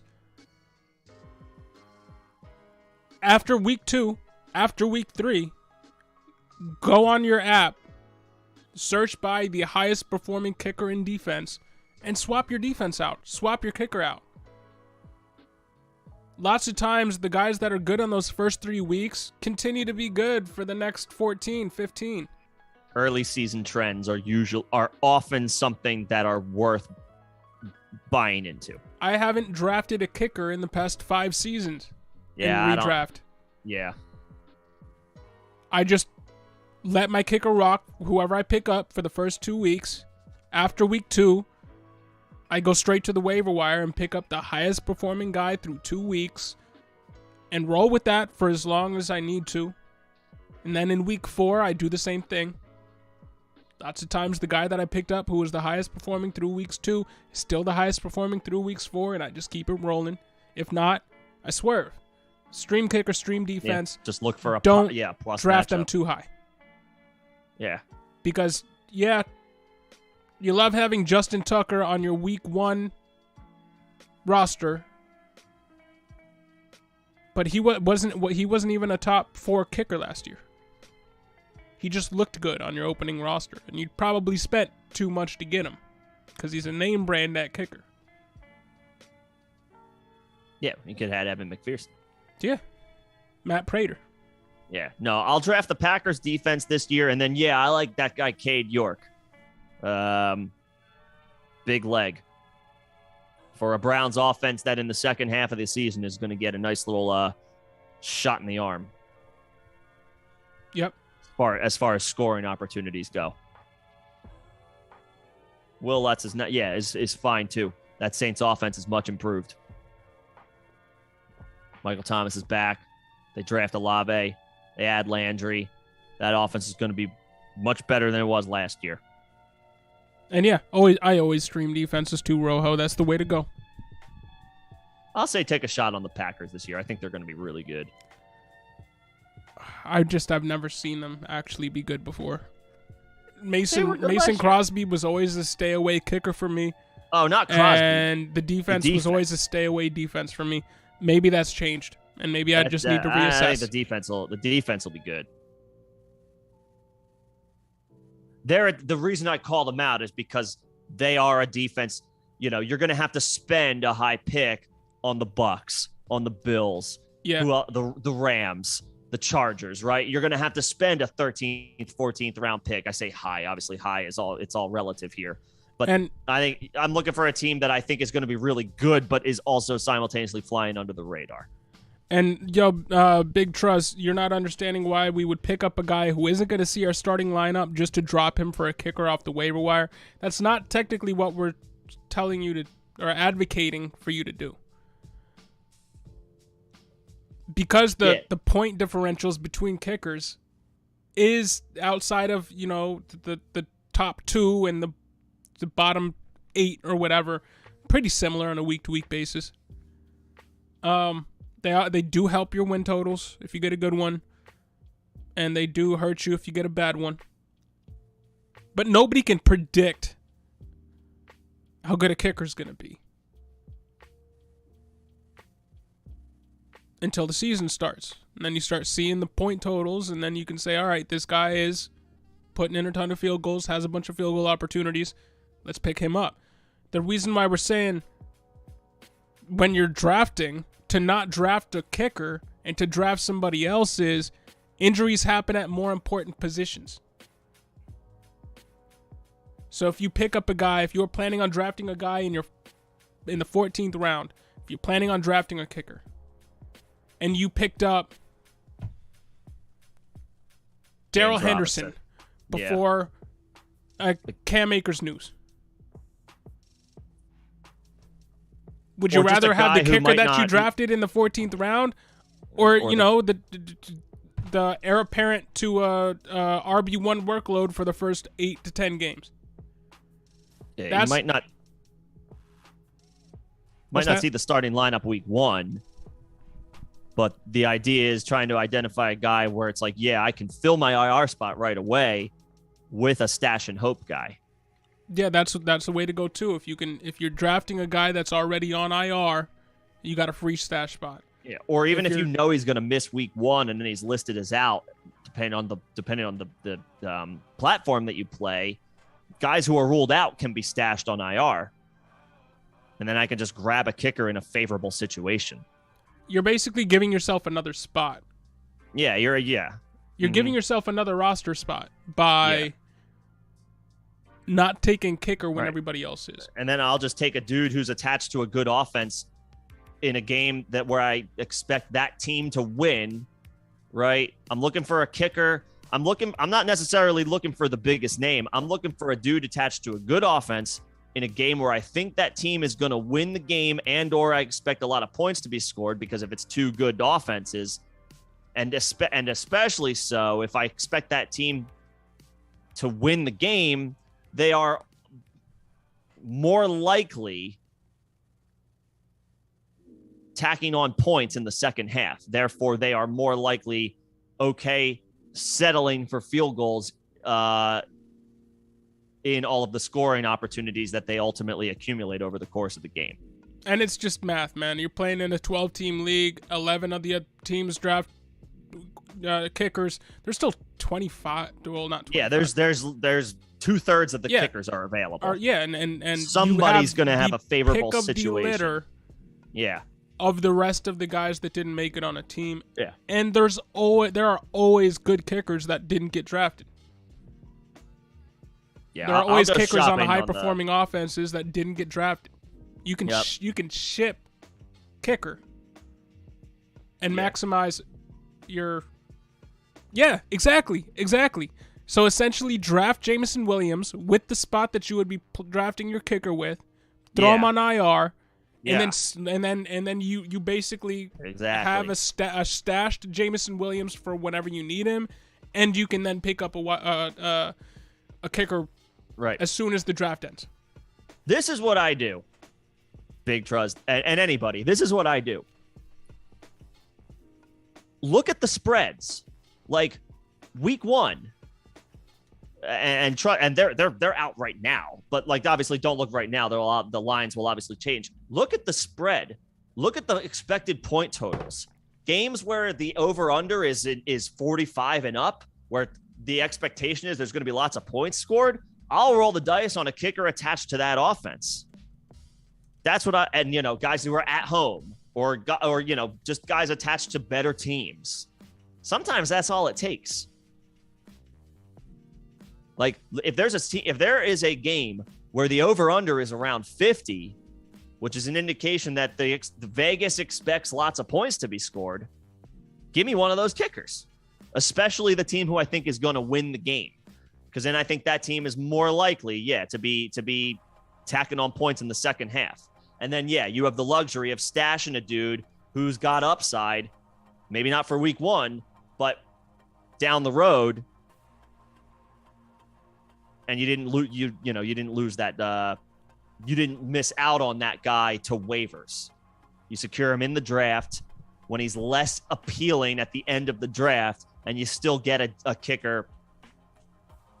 Because they're guaranteed to have guys, like at least 10 of them, who are in favorable situations for at least week 1. And then you go from there. Yeah, I mean, Johnny Jones throws out a ton of kickers here. Suck up on Tampa Bay. Hopkins. Where's Hopkins? Dustin Hopkins. Where's he? You on the Chargers now? I don't know, but Mason Crosby, Graham Gano. Yeah. High octane offenses. Guys who you think, maybe they're, high octane offenses. Maybe there's good skill position players.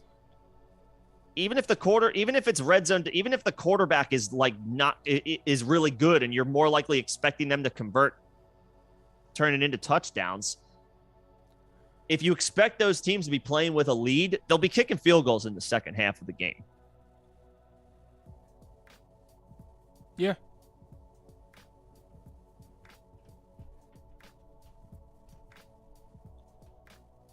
Yeah. So good offenses in general.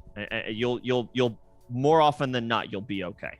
And going the way of drafting a Jameson Williams, for example, putting him in IR, and then putting him on your bench or in your roster once he can start, but using that extra roster spot to stash him while not losing out on a kicker is the way to go. Yeah. By that time, there will be somebody else on your team that is either somebody you just need to drop or is IR eligible anyway. That's just how it goes. Yep. And David Sills, isn't he like a backup quarterback? He was hyped up, but is just a backup quarterback. He's a wide receiver. Oh, is he? He's a converted quarterback. All right. Well, even as a wide receiver, I mean, he's 26 years old. He's an end of the roster stash who could get cut, but he usually shows out in preseason games and then gets cut. That's who David Sills is. Yeah.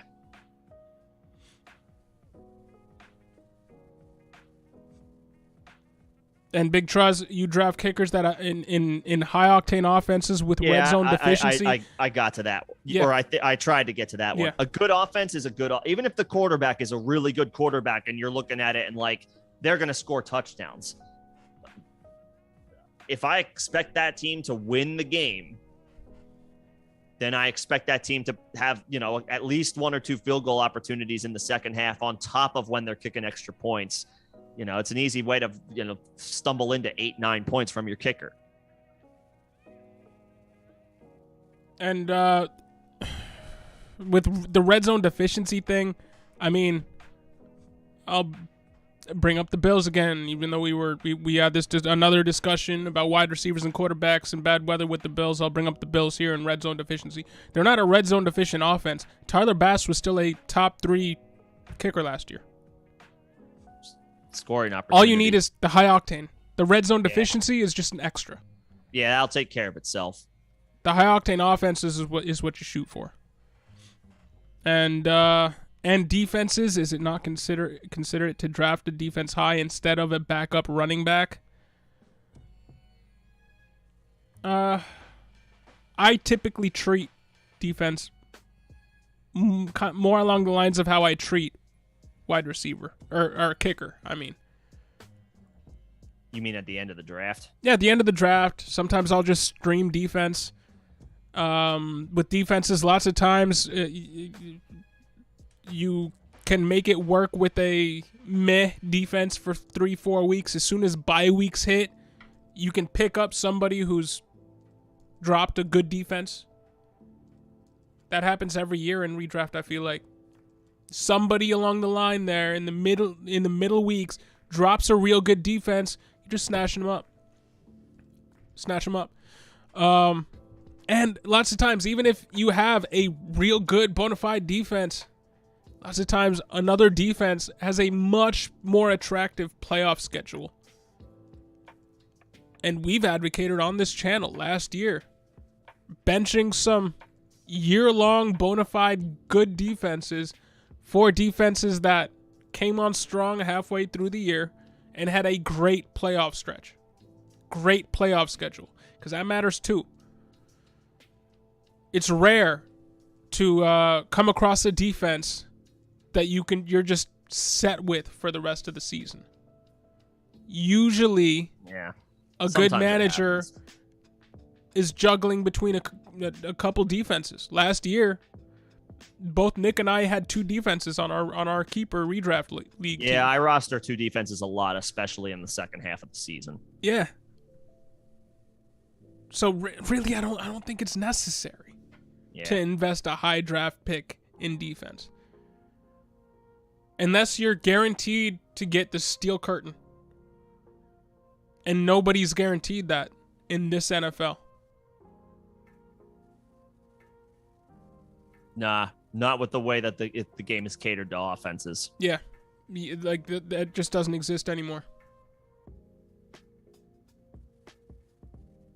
So, I personally treat kickers and defenses the same. Yeah, very similar. Draft them very, very late, if at all, and stream them the entire way. Yeah, and if you fall into a good one that's worth keeping for the course of the season, then awesome. But more often than not, you can play matchups. And more often than not, come week 2, you do the same thing that I advocated for kickers, and just sorting by highest points through 2 weeks, through 3 weeks. And you can make a switch, and just start streaming defenses, and it will work out for you if you're on the ball weekly. So, but I think that about does it. Yeah, that about does it. We've been going here for just over 3 hours. So thank you very much for sticking with us. For you new listeners, thanks for joining us. For everybody else, y'all already know, much appreciated. Good to see y'all in here for real. And yeah, Big Trust, thanks for joining in. I hope you enjoyed the discussions. Yeah. And thanks we'll be back. For stopping in. We'll be back Thursday, same time, same place, 6 p.m. EST. So come through on Thursday too. And we're sticking to this schedule through the entire off season until week 1. And then come week 1, we'll be live streaming 5 times a week. So you'll be getting sick of us then. Strap in.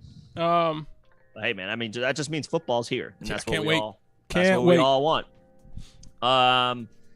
If you are interested in anybody who's not a member, if at all interested in supporting the stream, there are details about that in the first description or the first link in the description of this video and all of our most recent videos.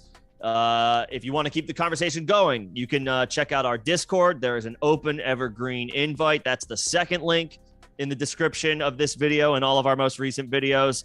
come hang out. We got an awesome community over there that we talk trades. We just talk general topics. You can ask questions. And you can take your victory laps like Rojo does in there sometimes when he makes an amazing trade to get Jamar Chase trading away Mooney in a couple of picks. So yeah, man, it's a fun spot. Nick is more active in the Discord than I am. It's something I got to work on, but regardless, we got a great community in there. And yeah, we'll see the members tomorrow for the Wednesday stream, and we will see everybody else on Thursday. Everybody have a good evening. Take it easy, y'all.